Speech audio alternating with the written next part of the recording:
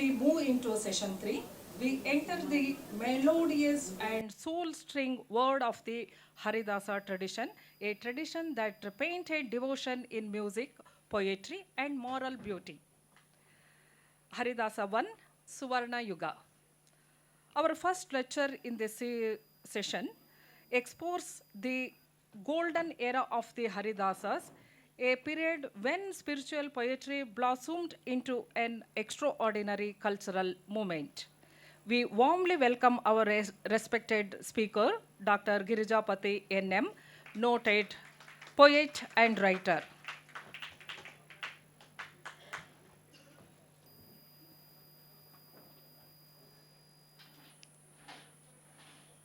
I request our chairman and director, Sri H.N. Suresh sir, to come on the dais and honor our esteemed guest.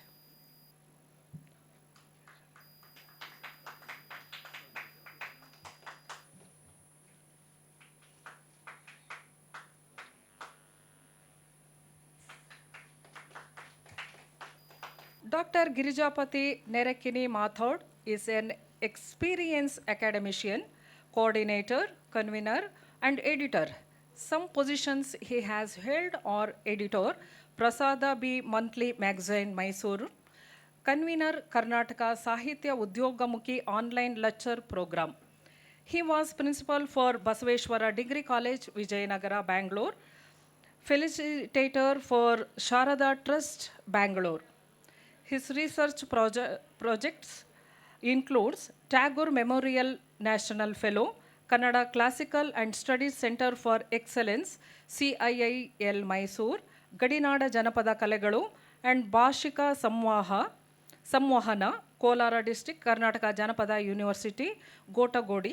He has presented papers at international seminars of UGC also on varied topics such as an Shishanala Sharifa and his writings, children's theatre, and tradition of Kannada grammar. Dr. Girijapati has edited folk epics, written 8 books of short stories, children's play, translated Prachina Bharatiya Katha Sahitya, and education text-oriented and reference book, Kannada Vyakarana ಮತ್ತು ಭಾಷಾ ರಚನೆ, ಕಾವ್ಯ ಪರಿಕರಣಗಳು, ಕಾವ್ಯ ಮೀಮಾಂಸೆ and Kannada Chandana Sampada among other books. Sir, now the stage is yours. ಎಲ್ರಿಗೂ ನಮಸ್ಕಾರ. ಪ್ರಾಯಶಃ ಈಗ ನಡೆದಂಥ ಒಂದು ಅದ್ಭುತವಾದಂಥ ಪ್ರದರ್ಶನ ನೋಡಿ ನಾನು ಸಬ್ಜೆಕ್ಟ್ ಮರೆತುಬಿಟ್ಟಿದ್ದೇನೆ. I have forgotten. ಕಾರಣ ಆ ಬಗೆಯ ಒಂದು ಸಂಮೋಹನ ಶಕ್ತಿ ನಮ್ಮ ಕಲಾ ಪರಂಪರೆಗಳಲ್ಲಿದೆ. ಏನಿಲ್ಲ ಅಂತ ಅಲ್ಲಿ ಹೇಳೋದಕ್ಕಾಗೋದೇ ಇಲ್ಲ. ಸಂಗೀತ ಇದೆ, ಸಾಹಿತ್ಯ ಇದೆ, ಜೀವನದ ಸೊಗಡನ್ನು ಕುರಿತಾದಂತಹ ಹದಬರಿತ ಸಾಲುಗಳಿವೆ. ಹೀಗಾಗಿ ಈಗ ನಮ್ಮ ಸೆಷನ್ ಬೇಕಾ ಅಂತ, ಅದರಲ್ಲೂ ಬಹಳ ಮುಖ್ಯವಾಗಿ ಭೋಜನ, 2 ಬಗೆಯ ಭೋಜನ ನೋಡಿ. ವಾಸ್ತವದಲ್ಲಿ ಭೋಜನ ಅನ್ನೋ ಶಬ್ದ ಕೂಡ ಮಹಾವಿಷ್ಣುವಿನ ಒಂದು ಹೆಸರು. ಭೋ ಅಂದರೆ ಬೆಳಕು ಅಂತ ಅರ್ಥ, ಜನಯತಿ ಅಂತ ಅರ್ಥ, ಅಂದರೆ ಜನಯತಿ ಅಂದರೆ ಜ್ಞಾನ ಅಂತ ಅರ್ಥ, ಅಂದರೆ ಬೆಳಕನ್ನು ನಾವು ರಿಸೀವ್ ಮಾಡಿಕೊಳ್ಳುವಂಥದ್ದು ಏನಿದೆ ಅದು ಭೋಜನ. ಆ ರಿಸೀವ್ ಮಾಡಿಕೊಳ್ಳುವಂಥದ್ದಕ್ಕೆ ನಾವು ಈಗಾಗಲೇ ಒಂದನ್ನು ರಿಸೀವ್ ಮಾಡ್ಕೊಂಡಿದ್ದೀವಿ. ಉದರ ಭೋಜನ ಆಗಿದೆ. ಉದರ ಭೋಜನ ಈಗ ತಾನೇ ಆಗಿದೆ. ನಾನು ಇಲ್ಲಿ ಬಹುಶಃ ಇನ್ನೇನು ಮಧ್ಯಾಹ್ನ ಊಟ ಆದಮೇಲೆ ನಾವು ಅಷ್ಟರ ಮಟ್ಟಿಗೆ ನಾವು ಸಾಮಾನ್ಯವಾಗಿ ಎಲ್ಲಾದರೂ ಟ್ರೈನಿಂಗ್ಗಳಲ್ಲಿ ಹೋದಾಗ ನಾವೇನಂತೀವಿ, ಅವ್ರನ್ನ ಚಾರ್ಜ್ ಮಾಡೋದು ಅಂತ ಕರಿತೀವಿ. ಸ್ವಲ್ಪ ವೇಕಪ್ ಅಂತ. ಬಹುಶಃ ನಮ್ಮ ಎಲ್ಲ ವೇಕಪ್ ಕೆಲಸವನ್ನು ಈಗಿನ ನೃತ್ಯ ಕಲಾವಿದರು ಮಾಡಿಕೊಟ್ಟಿದ್ದಾರೆ ಅಂತಂದೇಳಿ ನಾನು ಭಾವಿಸಿಕೊಳ್ತಾ, ಪ್ರಪ್ರಥಮವಾಗಿ ಇವತ್ತಿನ ಸಂದರ್ಭ ಏನಿದೆ, ಆಧುನಿಕ ಧಾವಂತಗಳ ನಡುವೆ ಕಳೆದು ಹೋಗ್ತಾ ಇರತಕ್ಕಂಥ ನಮ್ಮ ಬದುಕಿನ ಸೂತ್ರಗಳನ್ನು, ಲಯಗಳನ್ನು ಮತ್ತೊಮ್ಮೆ ಒಂದು ಬಗೆಯ ಹಿಡಿತಕ್ಕೆ ತಂದುಕೊಳ್ಳುವಂಥ ಒಂದು ಪ್ರಾಮಾಣಿಕ ಪ್ರಯತ್ನಕ್ಕೆ ಬದ್ಧವಾಗಬೇಕು ನಮ್ಮ ಸಮುದಾಯ. ಇಲ್ಲಿ ಬಂದಿರೋರು ಹಿರಿಯರುಗಳ ಮೂಲಕವಾದರೂ ಆಗಲಿ ಎನ್ನುವಂಥ ಒಂದು ಸದಾಶಯದೊಂದಿಗೆ ಭಾರತೀಯ ವಿದ್ಯಾಭವನ ಈ ಕಾರ್ಯಕ್ರಮ ಆಯೋಜನೆ ಮಾಡಿದೆ ಅಂತ ನಾನು ಭಾವಿಸಿಕೊಳ್ಳುತ್ತೇನೆ. ಹಾಗಾಗಿ ಇಲ್ಲಿರುವಂಥ ಎಲ್ಲ ಹಿರಿಯರಿಗೆ, ಈ ಬಗೆಯ ಕಾರ್ಯಕ್ರಮ ಆಯೋಜನೆ ಮಾಡ್ಕೊಂಡು ಬಂದಿರತಕ್ಕಂಥವರಿಗೆ ನಾನು ಪ್ರಪ್ರಥಮವಾಗಿ ಅತ್ಯಂತ ಗೌರವಪೂರ್ವಕವಾದ ವಂದನೆಗಳನ್ನು ನಾನು ಸಲ್ಲಿಸೋದಕ್ಕೆ ಇಷ್ಟಪಡ್ತೇನೆ. ನನ್ನ ವಿಷಯ ಇಲ್ಲಿ ದಾಸ ಪರಂಪರೆಯ ಸುವರ್ಣಯುಗ ಅಂತ ಹೇಳಿ. ಇಲ್ಲಿ ಪರಂಪರೆ ಅಂತ ಹೇಳಿದಾಗ ಸಾಹಿತ್ಯ ಮಾತ್ರ ಕೌಂಟ್ ಆಗಲ್ಲ.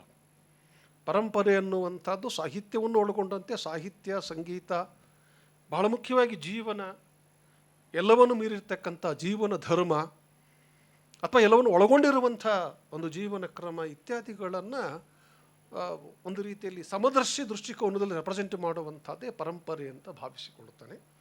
ಇಂಥ ಒಂದು ಅದ್ವಿತೀಯ ಪರಂಪರೆ ನಮ್ಮ ನಾಡಿನಲ್ಲಿ ಘಟಿಸಿ ಹೋಗಿರತಕ್ಕಂಥದ್ದು, ಅದರ ಒಂದು ಪುನರಾವಲೋಕನ, ಅದರ ಪುನರ್ಮನನ, ರೀವಿಸಿಟಿಂಗ್ ಅಂತ ಹೇಳ್ತೀವಲ್ಲ, ರೀವಿಸಿಟ್ ಮಾಡುವುದರ ಮೂಲಕ ನಮ್ಮ ಏನಾದರೂ ನಮ್ಮಲ್ಲಿ ಒಂದಷ್ಟು ಸಾಧ್ಯವಾದಷ್ಟು ಈಗಿನ ಸಂದರ್ಭಗಳ ಸಂತುಲಿತವನ್ನು ಕಾಯ್ದುಕೊಳ್ಳಬೇಕಾಗಿದೆ. ಬಹಳ ಮುಖ್ಯವಾಗಿ ನಾವು ಏನನ್ನು ಮಾಡಬೇಕಾದ ಅಗತ್ಯ ಇಲ್ಲ ಅಂತ ಅಂದುಕೊಳ್ಳುತ್ತೇನೆ. ಯಾಕಂದರೆ ಮಾಡುವುದನ್ನೆಲ್ಲ ಅತಿಯಾಗಿಯೇ ಮಾಡ್ತಾ ಇದ್ದೇವೆ.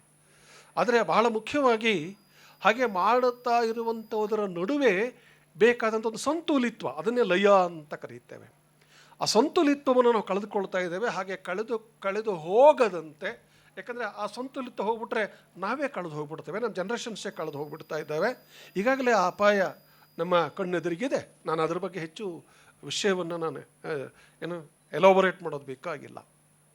ಹಾಗಾಗಿ ಅದನ್ನು ಸಂರಕ್ಷಿಸುವಂಥ ಅಥವಾ ಅದನ್ನು ಹೇಗೆ ತಡೆಗಟ್ಟುವಂಥ ಒಂದು ಪ್ರಯತ್ನ ಮಾಡಬೇಕನ್ನುವುದರ ಒಂದು ಸಮಾಲೋಚನೆ, ಒಂದು ವೇದಿಕೆಯಾಗಿ ಇಡೀ ಒಂದು ಕಾರ್ಯಕ್ರಮ ಆಯೋಜನೆ ಆಗಿದೆ ಅಂತ ಭಾವಿಸಿಕೊಳ್ಳುತ್ತೇನೆ. ನೋಡಿ, ಎಷ್ಟು ಅದ್ಭುತವಾದಂತಹ ಒಂದು ಯುಗದ ದರ್ಶನವನ್ನು ನಮಗೆ ಭಾರತೀಯ ವಿದ್ಯಾಭವನ ಈಗ ಮತ್ತೊಮ್ಮೆ ಒಂದು ರೀತಿಯಲ್ಲಿ ತಾದಾತ್ಮ್ಯತಾ ಭಾವದಿಂದ ನೋಡೋದಕ್ಕೆ ಅವಕಾಶ ಮಾಡಿಕೊಟ್ಟಿದೆ ಅನ್ನೋದನ್ನು ನಾವೆಲ್ಲರೂ ನೆನಪಿಟ್ಟುಕೊಳ್ಳಬೇಕು.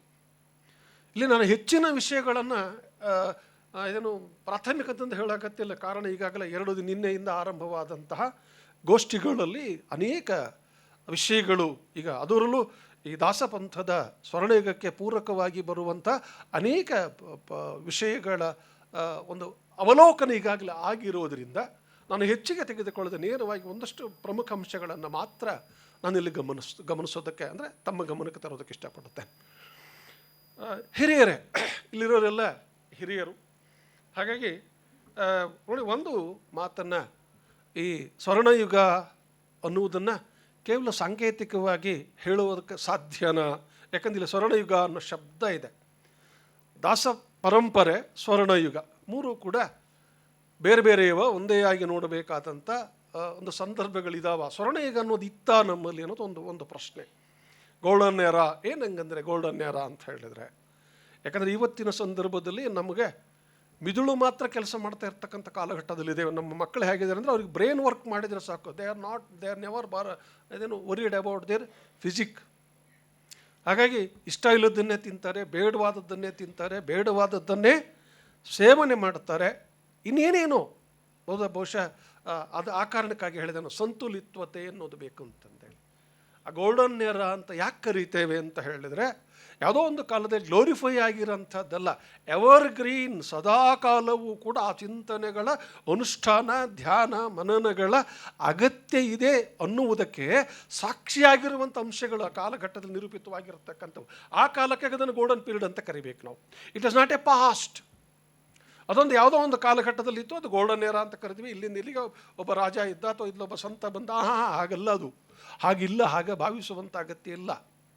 ಅದು ಎಲ್ಲ ಕಾಲಕ್ಕೂ ಕೂಡ ಅನ್ವಯವಾಗಿರುವಂಥದ್ದು ಅನ್ನುವ ದೃಷ್ಟಿಯಿಂದ ನಾವು ದಾಸಪಂಥದ ಅಥವಾ ದಾಸ ಪರಂಪರೆಯ ಸ್ವರ್ಣಯುಗವನ್ನು ನಾವು ಅವಲೋಕನ ಮಾಡಬೇಕಾದಂಥ ಅಗತ್ಯ ಇದೆ ಅಂತ ನಾನು ಭಾವಿಸಿಕೊಳ್ಳುತ್ತೇನೆ. ನೋಡಿ, ಎಷ್ಟು ಅದ್ಭುತವಾದಂಥ ಮಾತನ್ನು ಹೇಳ್ತಾರೆ. ಅವರ ದೂರದೃಷ್ಟಿ ಹೇಗಿರುತ್ತಾ ಇತ್ತು, ಒಂದು ವಿಶಾಲ ದೃಷ್ಟಿ ಹೇಗಿರುತ್ತಾ ಇತ್ತು ಅನ್ನೋದಕ್ಕೆ, ಸರ್ವ ದೇಶವು ಪುಣ್ಯ ದೇಶವು, ಸರ್ವಕಾಲವು ಪರ್ವಕಾಲವು, ಸರ್ವಜೀವರು ದಾನಪಾತ್ರರು, ಮೂರು ಲೋಕದೊಳು, ಸರ್ವ ಮಾತುಗಳೆಲ್ಲ ಮಂತ್ರವು, ಸರ್ವ ಕಾರ್ಯಗಳೆಲ್ಲ ಪೂಜೆಯು, ಸರ್ವ ವನ್ಯನ ವಿಮಲ ಮೂರ್ತಿಯು ಧ್ಯಾನವುಳ್ಳವಗೆ. ಜಗನ್ನಾಥದಾಸರು ಹೇಳಿರುವಂಥ ಅದ್ಭುತವಾದಂಥ ಮಾತು. ನೋಡಿ, ಅವರು ಯಾರನ್ನೂ ಕೂಡ ಇಲ್ಲಿ ಒಂದು ಬಗೆಯ ವಿಶ್ವದ ಸುಖಜೀವನ ಕಲ್ಪನೆ ಅಂತ ನಾವು ಯಾವುದನ್ನು ಅಂದ್ಕೊಳ್ತೇವೋ ಅದರಿಂದ ಯಾರನ್ನೂ ಹೊರಗಿಡತಕ್ಕಂಥ ಪ್ರಯತ್ನಗಳನ್ನೇ ಮಾಡ್ತಾ ಇಲ್ಲ. ಎಲ್ಲರೂ ಕೂಡ ಇಲ್ಲಿ ಒಂದು ರೀತಿಯ ಪರಮಾತ್ಮನ ಕೃಪೆಗೆ ಭಾಜನರಾಗ್ತಕ್ಕಂಥವರು. ಎಲ್ಲರಿಗೂ ಕೂಡ ಬದುಕುವುದಕ್ಕೆ ಹಕ್ಕಿದೆ. ಬದುಕಿಸುವ ಶಕ್ತಿಯನ್ನು ನಾವು ನಂಬಬೇಕಷ್ಟೇ. ಹಾಗೆ ಹೇಳುವಂಥ ಆ ಒಂದು ದೃಷ್ಟಿಕೋನವನ್ನು ನಾವು ಅಲ್ಲಿ ಕಾಣ್ತೇವೆ. ಇನ್ನು ಬೇರೆ ಬೇರೆ ಉದಾಹರಣೆ ಮುಂದೆ ಅದನ್ನು ಚರ್ಚೆ ಮಾಡ್ತಾ ಹೋಗ್ತಾನೆ. ಅದಕ್ಕಿಂತ ಮುಂಚೆ ಒಂದು ಸಣ್ಣ ಒಂದು ಆಲೋಚನೆ ಕೂಡ ಇಲ್ಲಿ ಮುಖ್ಯ ಅನ್ನಿಸುತ್ತೆ. ಯಾಕಂತೇಳಿದ್ರೆ ನಾವು ಸ್ವಲ್ಪ ಸಾಹಿತ್ಯದ ಬಗ್ಗೆ ಮಾತನಾಡಬೇಕಾಗಿರೋದರಿಂದ ಈ ದಾಸ ಪರಂಪರೆಯಲ್ಲಿ ಕಾವ್ಯ ಪರಂಪರೆ, ಯಾಕಂದರೆ ದಾಸರು ಕೇವಲ ಕೀರ್ತನೆಗಳನ್ನು ಬರೆದವರಷ್ಟೇ ಇಲ್ಲ, ಅಲ್ಲ ಒಂದು ಪ್ರಕಾರ ಸಾಹಿತ್ಯ ಮತ್ತು ಸೃಷ್ಟಿಯಾಗಿತ್ತು ಅಂತ ಹೇಳಂಗಿಲ್ಲ.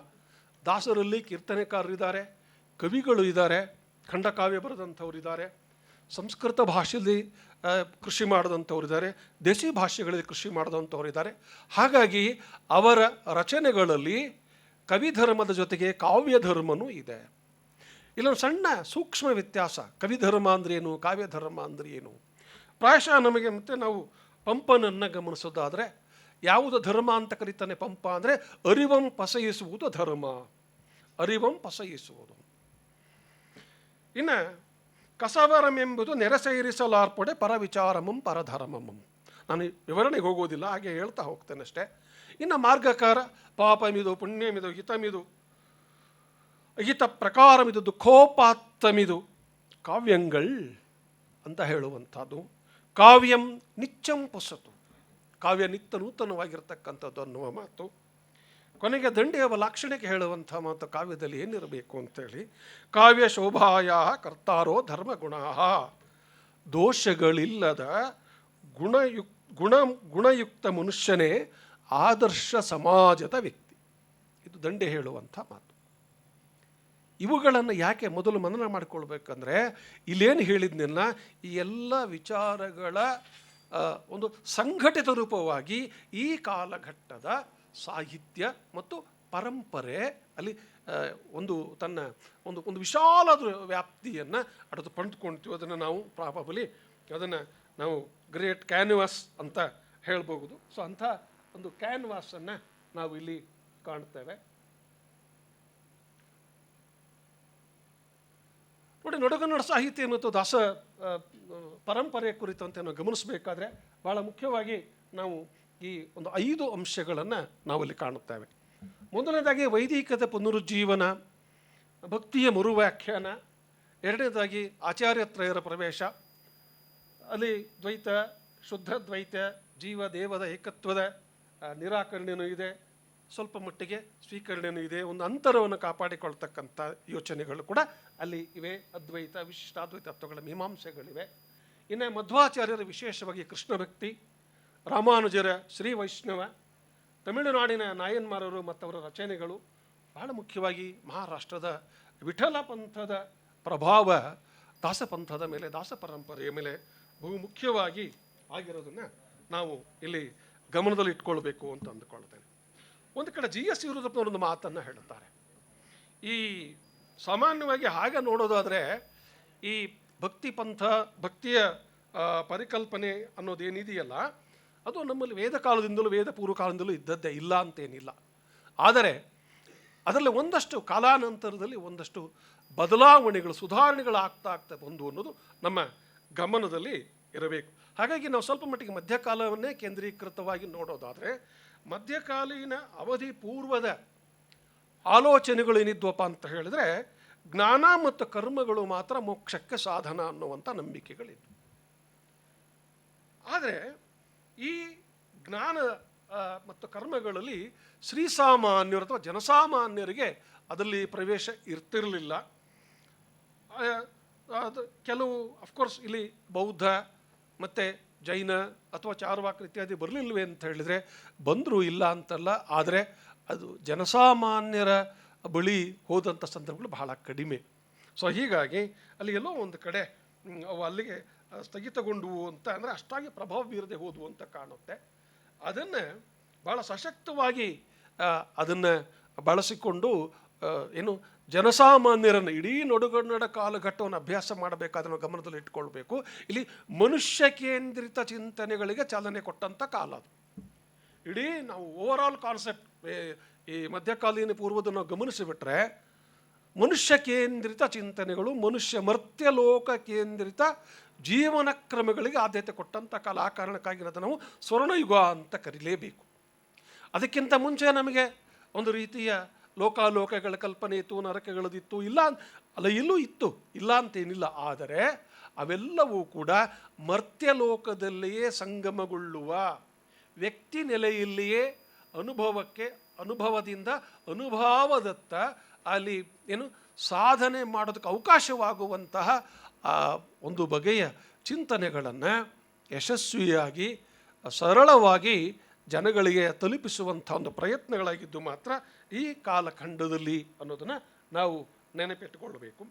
ಇನ್ನು ಇಲ್ಲಿ ಮುಖ್ಯವಾಗಿ ಪ್ರಮುಖ ಭಕ್ತಿ ಪಂಥಗಳಲ್ಲಿ ಶೈವ, ಶಾಕ್ತ ಮತ್ತು ವೈಷ್ಣವ ಈ ಮೂರೂ ಧಾರೆಗಳು ಇಲ್ಲಿ ಇದ್ದಂಥದ್ದು. ಇನ್ನು ಶಾಕ್ತಕ್ಕೆ ನಮ್ಮಲ್ಲಿ ಸ್ವಲ್ಪ ಮಟ್ಟಿಗೆ ಅದು ಶಾಕ್ತ ಅನ್ನುವಂಥದ್ದು ಶಕ್ತಿ ವಿಶಿಷ್ಟಾದ್ವೈತದಲ್ಲಿ ಅದು ಸಮ್ಮಿಳಿತವಾಯಿತು, ಅಥವಾ ಶೈವದಲ್ಲಿ ಅದು ಸಮ್ಮಿಳಿತವಾಯಿತು, ಪ್ರತ್ಯೇಕವಾದಂಥ ಶಾಖೆಯಾಗಿ ನಮ್ಮಲ್ಲಿ ಬಂದಿದ್ದು ಬಹಳ ಕಡಿಮೆ, ಅದರಲ್ಲಿ ದಕ್ಷಿಣದಲ್ಲಿ ಅನ್ನುವಂಥದ್ದನ್ನು ನಾವು ನೆನಪಿಟ್ಟುಕೊಳ್ಳಬೇಕು. ಸೊ ಹೀಗಾಗಿ ಒಂದು ಅರ್ಥದಲ್ಲಿ ನಮಗೆ ಈ ಇಡೀ ಕಾಲಘಟ್ಟ ಏನಿದೆ, ಇಡೀ ಕಾಲಘಟ್ಟ ನಾನು ಮೊದಲ ಸಾಲಲ್ಲಿ ಹೇಳಿದುವಂಥ ವೈದಿಕದ ಪುನರುಜ್ಜೀವನ ಅಂದರೆ ವೇದಗಳ ನಿರಾಕರಣೆ ಮಾಡಲಿಲ್ಲ, ಉಪನಿಷತ್ತುಗಳನ್ನು ಅಂದರೆ ಉಪನಿಷತ್ತುಗಳ ಸಾರವನ್ನು ಗಮನದಲ್ಲಿ ಇಟ್ಟುಕೊಂಡು ಅಲ್ಲಿ ಇರುವಂಥ ವಿಷಯಗಳನ್ನು ಒಂದು ನಿರ್ದಿಷ್ಟ ಸರಳವಾದ ಶೈಲಿಯಲ್ಲಿ ಜನಸಾಮಾನ್ಯರಿಗೆ ತಲುಪಿಸುವಂಥ ಒಂದು ಪ್ರಾಮಾಣಿಕ ಪ್ರಯತ್ನಗಳು ಇಲ್ಲಿ ಆದವು ಅನ್ನೋದು. ಇನ್ನು ಅದಕ್ಕೆ ಆಗಲೇ ಹೇಳಿದ್ದೀನಿ, ಇಲ್ಲಿ ಆಚಾರ್ಯತ್ರಯರು ಅದರ ಬಗ್ಗೆ ನಾನು ಇಲ್ಲಿ ವಿಚಾರವನ್ನು ತಮ್ಮ ಮುಂದೆ ಹಂಚಿಕೊಳ್ಳುತ್ತೇನೆ.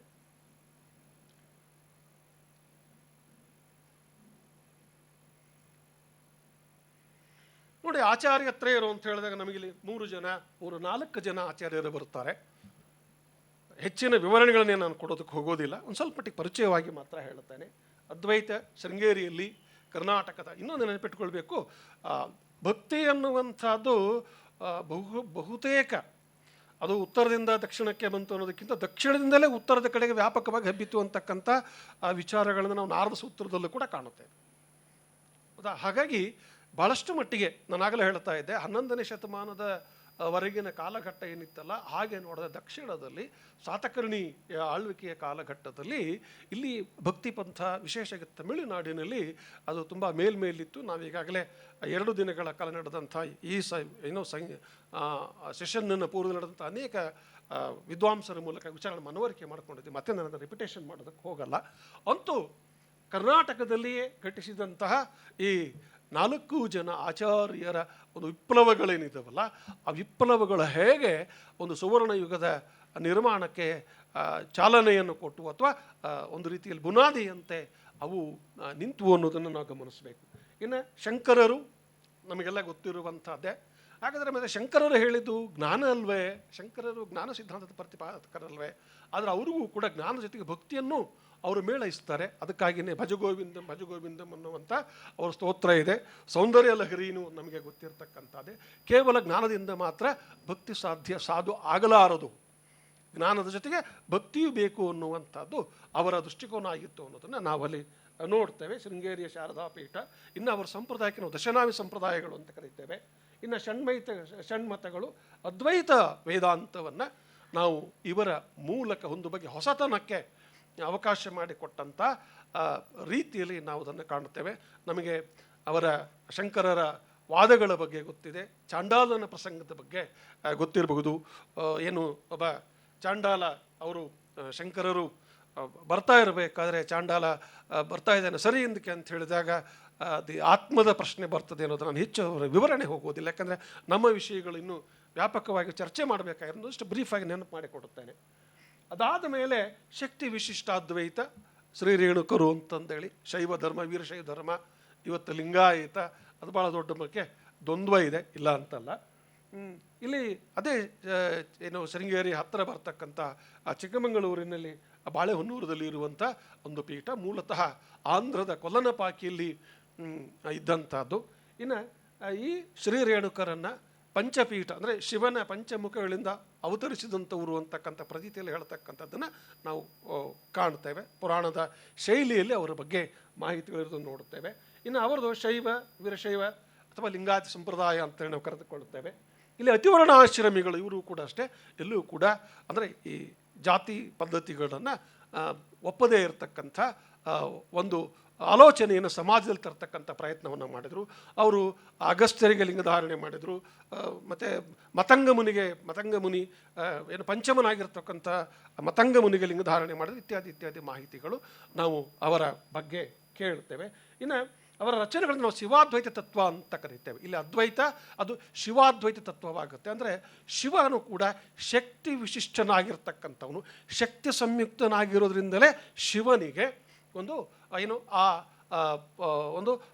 ಶಿವನಿಗೂ ಕೂಡ ಮನ್ನಣೆ ಸಿಗ್ತಕ್ಕಂಥದ್ದು ಶಕ್ತಿಯಿಂದ ಅನ್ನೋ ಮಾತನ್ನು ಅವರು ಹೇಳ್ತಾರೆ. ಆಮೇಲೆ ಅದಕ್ಕೆ ಪೂರಕವಾಗಿ ಆದಿಶಕ್ತಿ, ಪರಾಶಕ್ತಿ ಇತ್ಯಾದಿ ಇತ್ಯಾದಿ ವಿವರಣೆಗಳು ಕೂಡ ನಮಗೆ ಕಾಣಸಿಗುತ್ತವೆ. ಇದರ ನಂತರ ಬಹಳ ಮುಖ್ಯವಾಗಿ ಶ್ರೀರಾಮಾನುಜರು ಮೂಲತಃ ಶ್ರೀರಂಗಂನಲ್ಲಿದ್ದಂಥವ್ರು, ತಮಿಳುನಾಡಲ್ಲಿದ್ದಂಥವರು. ಎಂಥ ಅದ್ಭುತವಾದಂಥ ಕ್ರಾಂತಿ ಅಂತ ಹೇಳಿದ್ರೆ, ಅವರ ಗುರುಗಳು ಅಲ್ಲಿ ಮಂತ್ರೋಪದೇಶ ಮಾಡಿದಾಗ ಅಲ್ಲಿ ಅವರು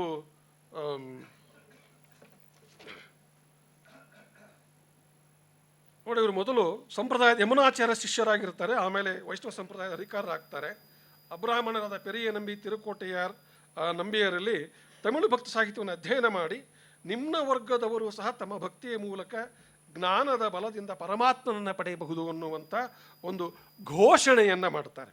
ಅದೆಷ್ಟರ ಮಟ್ಟಿಗೆ ಅಂತ ಹೇಳಿದರೆ, ಅಲ್ಲಿ ದೇಗುಲದ ಒಳಗಡೆ ಅವರಿಗೆ ಬೋಧಿಸ್ತಕ್ಕಂಥ ಮಂತ್ರವನ್ನು ಹೊರಗಡೆ ಬಂದ್ಬಿಟ್ಟು ಜನಸಾಮಾನ್ಯರಿಗೆ ಅದನ್ನು ಘಂಟಾಘೋಷವಾಗಿ ಅನೌನ್ಸ್ ಮಾಡುವಂಥದ್ದನ್ನು ನಾವಲ್ಲಿ ಕಾಣುತ್ತೇವೆ. ಅವರ ಜೀವನದ ಅಷ್ಟೊಂದು ಅದ್ವಿತೀಯವಾದಂಥ ಒಂದು ಕ್ರಾಂತಿಕಾರಿ ಮನೋಧರ್ಮಗಳನ್ನು ನಾವು ಈ ರಾಮಾನುಜಾಚಾರ್ಯರಲ್ಲಿ ಕಾಣುತ್ತೇವೆ. ಅವರ ಮುಖ್ಯವಾದಂಥ ಉದ್ದೇಶವೇ ಪಂಚಮರಿಗೆ ದೇಗುಲಗಳಲ್ಲಿ ಪ್ರವೇಶ ನೀಡಬೇಕು ಅಂತಕ್ಕಂಥದ್ದು. ಅದಕ್ಕಾಗಿ ಅವರು ತಾವೇ ಸ್ವತಃ ಸ್ಥಾಪನೆ ಮಾಡಿರ್ತಕ್ಕಂಥ ತಿರುನಾರಾಯಣ ಪೆರುಮಾಳ್ ದೇವಾಲಯದ ಬಾಗಿಲನ್ನು ಪಂಚಮರಿಗೆ ಮುಕ್ತ ಮಾಡ್ತಾರೆ. ನಂತರ ಎಲ್ಲ ಜಾತಿಯವರಿಗೆ ಕೂಡ ಈ ವೈಷ್ಣವ ಪಂಥದ ದೀಕ್ಷೆ ಕೊಡಬೇಕು ಅಂತಕ್ಕಂಥ ಒಂದು ಪ್ರಯತ್ನವನ್ನು ಅವರು ಮಾಡ್ತಾರೆ. ಅದಕ್ಕಾಗಿಯೇ ಅಲ್ಲಿ ಒಂದಷ್ಟು ನಿಯಮಗಳನ್ನು ಕೂಡ ಹೇರುವಂಥ ಪ್ರಯತ್ನ ಕೂಡ ಇರುತ್ತೆ. ಸೊ ಇಲ್ಲಿ ಭಾಳ ಮುಖ್ಯವಾಗಿ ಆಳ್ವಾರಿಂದ ರಚಿತವಾಗಿರ್ತಕ್ಕಂಥ ಸ್ತೋತ್ರಗಳೇನಿದ್ದಾವೆ, ಇಲ್ಲಿ ವೈಷ್ಣವ ಮಂದಿರಗಳ ಪೂಜೆಯಲ್ಲಿ ಬಳಕೆ ಮಾಡುವಂಥ ಒಂದು ಪ್ರಯತ್ನಕ್ಕೆ ಅವರು ಚಾಲನೆ ಕೊಡ್ತಾರೆ. ಇವರ ರಚನೆಗಳು ಶ್ರೀಭಾಷ್ಯ, ವೇದಾಂತ ದೀಪ, ವೇದಾಂತ ಸಾರ, ವೇದಾರ್ಥ ಸಂಗ್ರಹ, ಗೀತಭಾಷ್ಯ, ಗದ್ಯತ್ರಯಂಗಳು, ಗದ್ಯದಲ್ಲಿ ಶರಣಾಗತಿ ಗದ್ಯ, ಶ್ರೀರಂಗಂ ಗದ್ಯ, ಹೀಗೆ ಅಲ್ಲಿ ಒಂದು ಬಗೆಯ ಸರಳತೆಗೆ ಅವಕಾಶ ಮಾಡಿಕೊಡ್ತಕ್ಕಂಥ ಒಂದು ಪ್ರಯತ್ನವನ್ನು ನಾವು ವಿಶಿಷ್ಟ ಆದ್ಯತೆಯಲ್ಲಿ ಕಾಣುತ್ತೇವೆ. ಇನ್ನು ಭಾಳ ಮುಖ್ಯವಾಗಿ ಇಡೀ ದಾಸಪಂಥದ ಒಂದು ಬಹುಶಃ ಆತ್ಮ ಅಂತಕ್ಕಂದ್ರೆ ಮಧ್ವಾಚಾರ್ಯರು.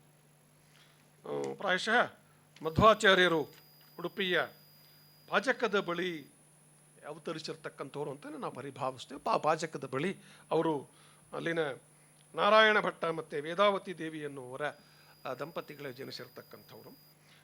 8ನೇ ವಯಸ್ಸಿಗೆ ಸನ್ಯಾಸ ಸ್ವೀಕರಿಸಿ ದ್ವೈತ ಸಿದ್ಧಾಂತದ ಮೂಲಕ ಒಂದು ಬಗೆಯ ಅಡಿಪಾಯವನ್ನು ನಿರ್ಮಾಣ ಮಾಡಿ. ಹಾಗಾದರೆ ಅದಕ್ಕಿಂತ ಮುಂಚೆ ದ್ವೈತ ಇರಲಿಲ್ವೇ ಅಂದರೆ ಇತ್ತು. ಮಧ್ವರ ಪ್ರವೇಶಕ್ಕಿಂತ ಮುಂಚೆನೇ ಕೂಡ ದ್ವೈತ ಇತ್ತು. ಆದರೆ ಅದನ್ನು ಹೆಚ್ಚು ಪ್ರಚುರಗೊಳಿಸಿರ್ತಕ್ಕಂಥವ್ರು, ಅದನ್ನು ಹೆಚ್ಚು ವ್ಯಾಪಕವಾಗಿ ಅದನ್ನು ಅನುಷ್ಠಾನಕ್ಕೆ ತರುವುದರಲ್ಲಿ ಶ್ರಮಿಸಿರ್ತಕ್ಕಂಥವರು ಮಧ್ವರು. ಹಾಗಾಗಿ ಮಧ್ವರು ಅಂದರೆ ದ್ವೈತ ಅನ್ನುವಂಥ ಒಂದು ಪ್ರತೀತಿ ಬರೋದಕ್ಕೆ ಕೂಡ ಅದು ಕಾರಣವಾಗಿದೆ ಅನ್ನೋದನ್ನು ನಾವಿಲ್ಲಿ ನೆನಪಿಟ್ಟುಕೊಳ್ಳಬೇಕು. ಇನ್ನು ಉಡುಪಿಯ ಮಧ್ವ ಮಠ, ಅಲ್ಲಿನ ಶ್ರೀಕೃಷ್ಣ ಮಠ ಅಲ್ಲಿರುವಂಥದ್ದು.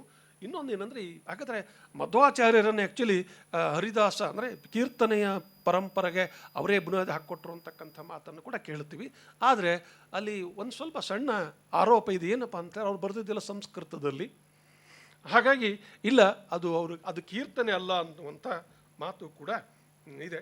ಅವರು ಸುಮಾರು 40 ಕೃತಿಗಳನ್ನು ಬರೆದಿದ್ದಾರೆ. ಭಗವದ್ಗೀತೆ, ಬ್ರಹ್ಮಸೂತ್ರ, ದಶೋಪನಿಷತ್ತುಗಳು, ಭಾಗವತ, ಮಹಾಭಾರತ, ಋಗ್ವೇದದ ಮೊದಲ 3 ಅಧ್ಯಾಯಗಳಿಗೆ, ಅಂದರೆ ಇವೆಲ್ಲವೂ ಕೂಡ ಭಾಷ್ಯಗಳಾಗಿ, ಟೀಕು ಗ್ರಂಥಗಳಾಗಿ ಬಂದಿರೋದನ್ನು ನಾವು ಇಲ್ಲಿ ನೆನಪಿಟ್ಟುಕೊಳ್ಳಬೇಕು. ಸೊ ಹೀಗಾಗಿ ಅಲ್ಲಿ ಮಧ್ವಾಚಾರ್ಯರ ಮೂಲಕ ಒಂದು ಏನು ವಿಶೇಷವಾದಂಥ ಚಾಲನೆ ಸಿಕ್ಕಿರ್ತಕ್ಕಂಥದ್ದು ನಾವು ಇಲ್ಲಿ ಗಮನಿಸಬೇಕು.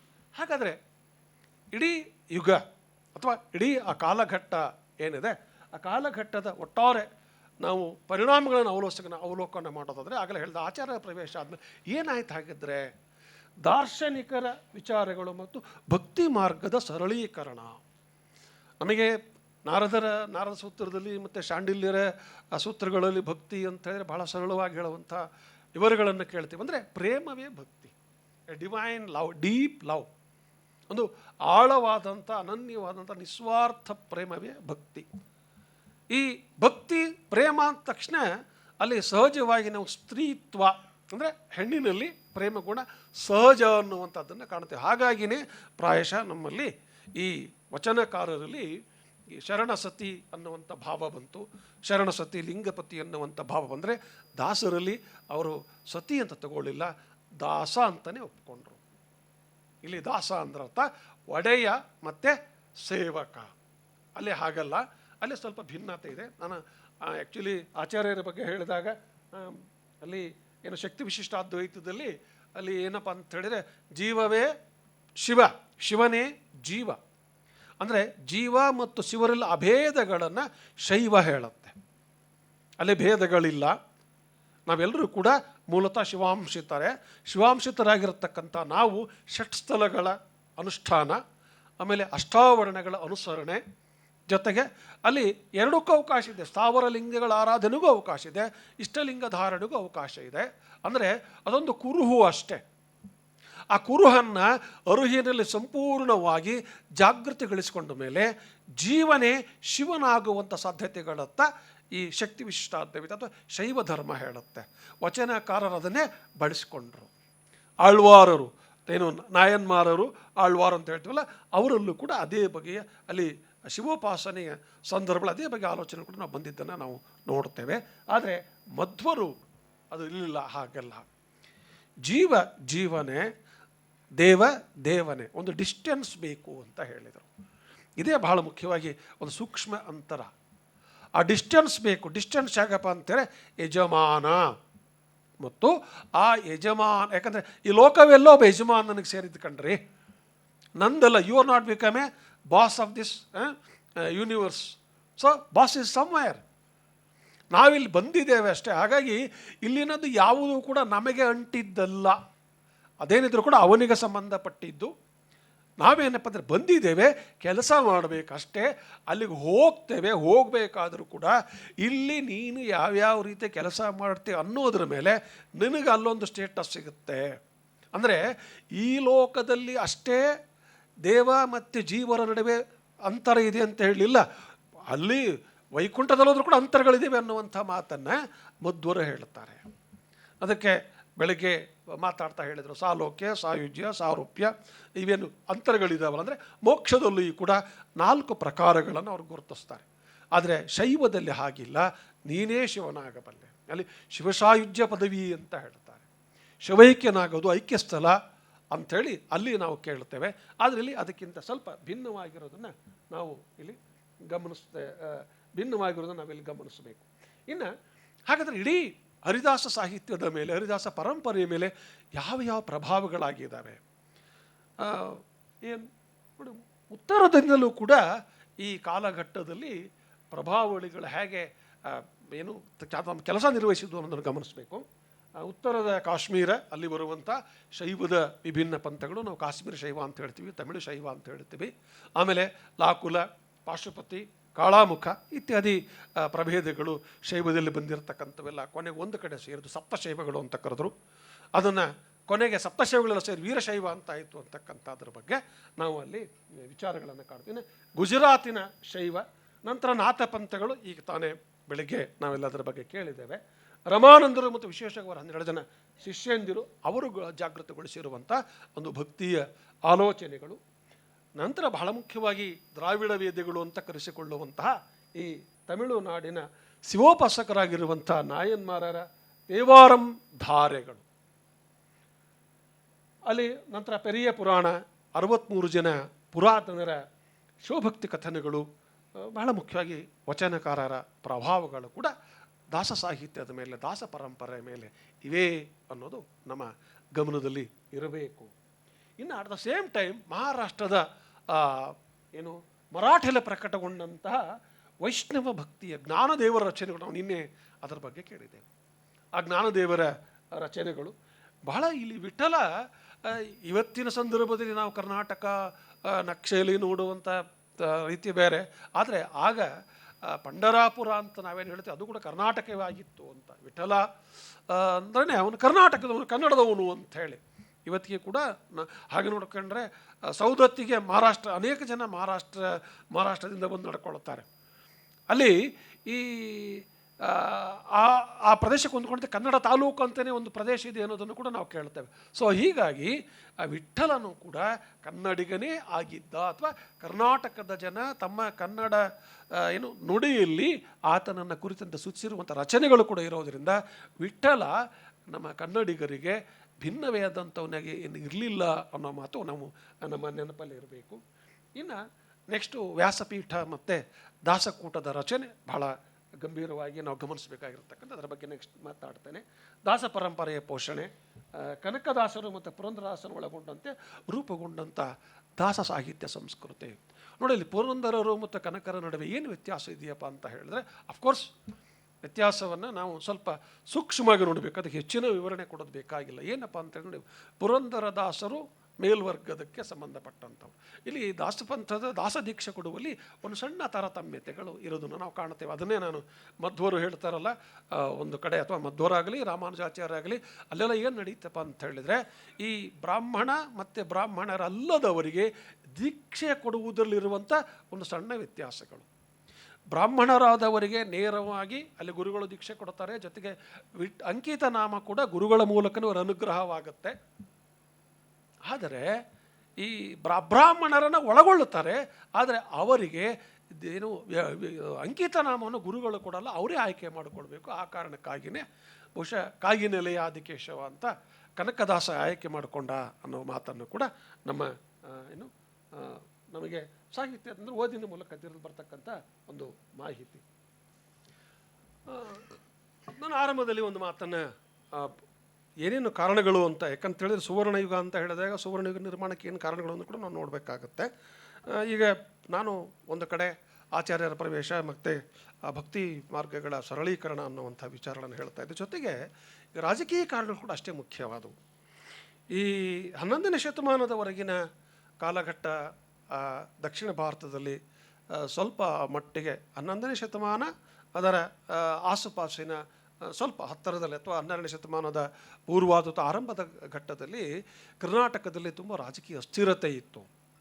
ಇಲ್ಲಿ ಬಿಜ್ಜಳ ಒಂದು ಕಡೆಗೆ ಅವನು ತಾನು ರಾಜನಾಗಬೇಕು, ಅಲ್ಲಿವರೆಗೆ ತಾನೇನು ಸಾಮಂತನಾಗಿದ್ದ, ಆ ಸಾಮಂತನ ತನಗೆ ಆಶ್ರಯ ಕೊಟ್ಟಂಥವನನ್ನೇ ಅಲ್ಲಿ ಏನು ಪದವಿಯಿಂದ ತೆಗೆದುಹಾಕಿ ತಾನು ಅಧಿಕಾರ ವಹಿಸ್ಕೊಳ್ಬೇಕು ಅಂತಕ್ಕಂಥ ಪ್ರಯತ್ನಕ್ಕೆ ಬಿಜ್ಜಳ ಚಾಲನೆ ಕೊಡ್ತಾ ಇರ್ತಾನೆ.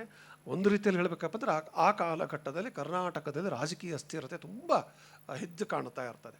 ಇನ್ನೊಂದು ಕಡೆಗೆ ಉತ್ತರದಲ್ಲಿ ಹೆಚ್ಚು ಕಡಿಮೆ ಅಲ್ಲೇ ಪರಕೀಯರ ಆಳ್ವಿಕೆಗಳ ಒಂದು ಲಕ್ಷಣಗಳು ಕಾಣ್ತಾ ಇರ್ತವೆ. ಅವರಾಗಲೇ ಆಕ್ರಮಿಸೋದು, ದೇವಸ್ಥಾನ ಒಡೆದಾಗ್ತಕ್ಕಂಥ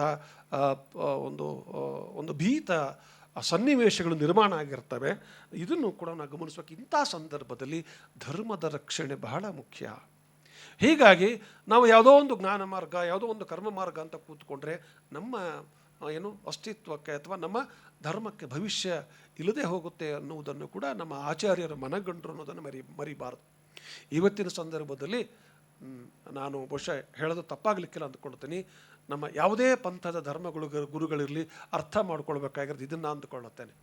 ಯಾಕಂತ ಹೇಳಿದ್ರೆ ಈಗಲೂ ಕೂಡ ಅಂಥದೇ ಒಂದು ಬಗೆಯ ಆತಂಕಕಾರಿ ಅಪಾಯಕಾರಿ ಸನ್ನಿವೇಶಗಳಲ್ಲಿ ಏನು ನಮ್ಮ ಅನೇಕ ಸೈದ್ಧಾಂತಿಕ ಪಲ್ಲಟಗಳು ಸಂಭವಿಸ್ತಾ ಇದ್ದಾವೆ. ಅದನ್ನು ನೆಕ್ಸ್ಟ್ ಜನ್ರೇಷನ್ಗೆ ತಲುಪಿಸೋದಕ್ಕೆ ಅಥವಾ ನೆಕ್ಸ್ಟ್ ಜನ್ರೇಷನನ್ನು ಒಳಗೊಳ್ಳುವಂತೆ ಮಾಡುವಲ್ಲಿ ಆವತ್ತಿನ ಸಂದರ್ಭದಲ್ಲಿ ಆಚಾರ್ಯರು ಹೇಗೆ ಮುಂದೆ ಬಂದರೋ ಬಹುಶಃ ಇವತ್ತಿನ ಸಂದರ್ಭದಲ್ಲಿ ಕೂಡ ಅದರ ಅಗತ್ಯ ಇದೆ ಅಂತ ನನಗೆಲ್ಲ ಒಂದು ಕಡೆ ಅನಿಸುತ್ತೆ. ನೋಡಿ, ಒಂದು ಕಡೆಗೆ ಉತ್ತರದಲ್ಲಿ ಆ ರೀತಿಯ ಪಲ್ಲಟಗಳಾಗ್ತಾ ಇದ್ವು, ಒಂದು ಕಡೆ ಸ್ಥಿರತೆ ಇದ್ದು, ಇನ್ನೊಂದು ಕಡೆಗೆ ಕುಮಾರರಾಮನ ಸೋಲು, ಕಂಪಲಿಯ ಕುಮಾರರಾಮ ಏನು ಅವನನ್ನು ಅವನು ಕೊಲೆಯಾಗಿ ಹೋಗ್ಬಿಡುತ್ತಾನೆ. ಆಗ ಅವನ ಇಬ್ಬರು ಸೋದರ ಅವರು ಅಕ್ಕರಾಯ ಮತ್ತು ಬುಕ್ಕರಾಯ, ಅವರಿಗೆ ಅವನೊಂದು ಮಾತು ಹೇಳಿ ಸಾಯ್ತಾನೆ. ನೋಡು, ಏನೇ ಆಗಲಿ ಯಾಕಂದರೆ ಆಗಲಿ ದಿಲ್ಲಿ ಸುಲ್ತಾನರು ಅವನ ತಲೆ ಕತ್ತರಿಸಿಕೊಂಡು ಹೋಗ್ತಾರೆ ಎನ್ನುವಂಥ ಕಥೆಗಳು ರಾಮನ ಬಗ್ಗೆ, ಕುಮಾರರಾಮನ ಬಗ್ಗೆ ನಾವು ಕೇಳುತ್ತೇವೆ.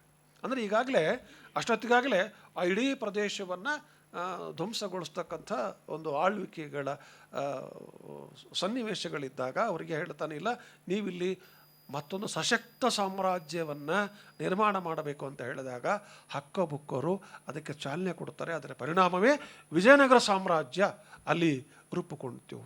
ಆ ವಿಜಯನಗರ ಸಾಮ್ರಾಜ್ಯವನ್ನು ಒಂದು ಕಡೆ ಸಂಗಮ, ಸಾಳ್ವ, ತುಳುವ, ಅರವಿಡು ವಂಶಗಳವರು ಅದನ್ನು ಸಮೃದ್ಧಿಗೊಳಿಸ್ತಾ ಬಂದರು.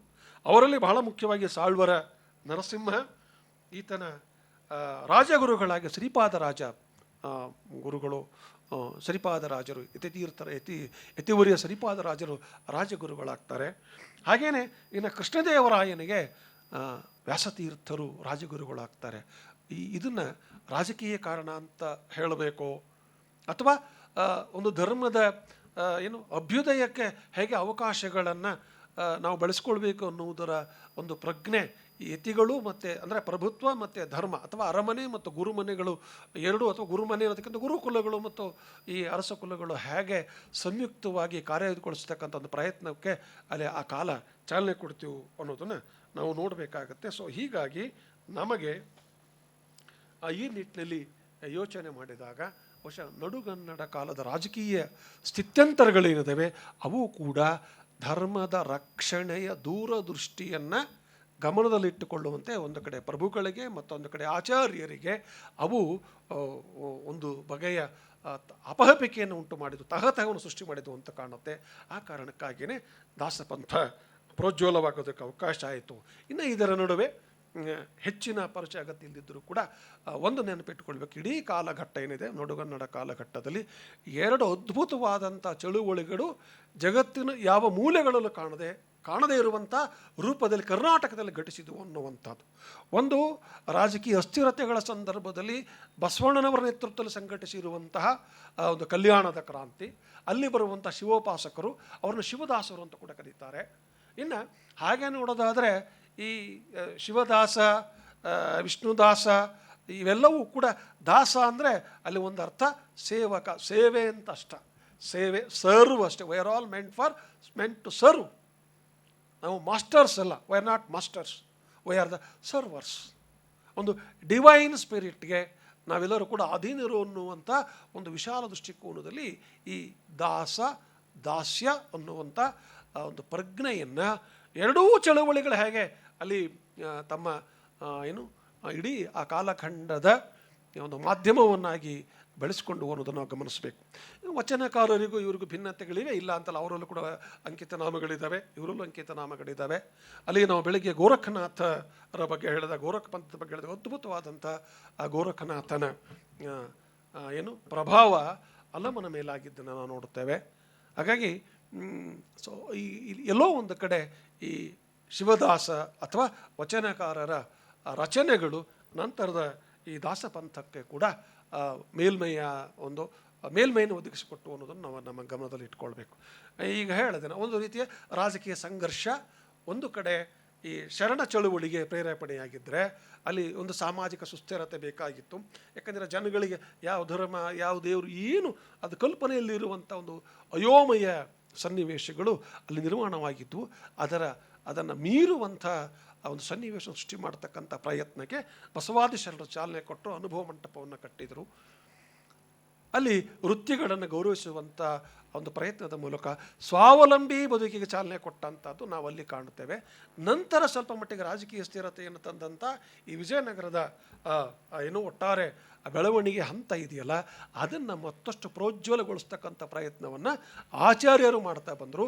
ಹಾಗಾಗಿ ಇಲ್ಲಿ ಒಂದು ರೀತಿಯ ರಾಜಕೀಯ ಒಂದು ಬಗೆಯ ಆಶ್ರಯ ಸಿಕ್ತು ಅಂದರೂ ತಪ್ಪೇನಿಲ್ಲ. ಒಂದು ರೀತಿಯ ರಾಜಕೀಯ ಸಶಕ್ತತೆಯನ್ನು ಧರ್ಮದ ಮೂಲಕ ಅಥವಾ ಧರ್ಮದ ಸಶಕ್ತತೆಯನ್ನು ರಾಜಕೀಯದ ಮೂಲಕ ಸ್ಥಿರಗೊಳಿಸುವಂಥ ಒಂದು ಪ್ರಯತ್ನಕ್ಕೆ ಇಡೀ ಕಾಲಘಟ್ಟ ಸಾಕ್ಷಿಯಾಯಿತು.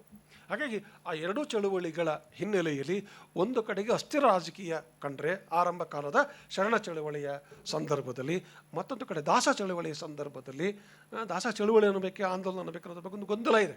ಇರಲಿ, ಆಂದೋಲನ ಅಂದರೆ ಪರಿವರ್ತನೆ ಅಂತ ಅಷ್ಟೇ.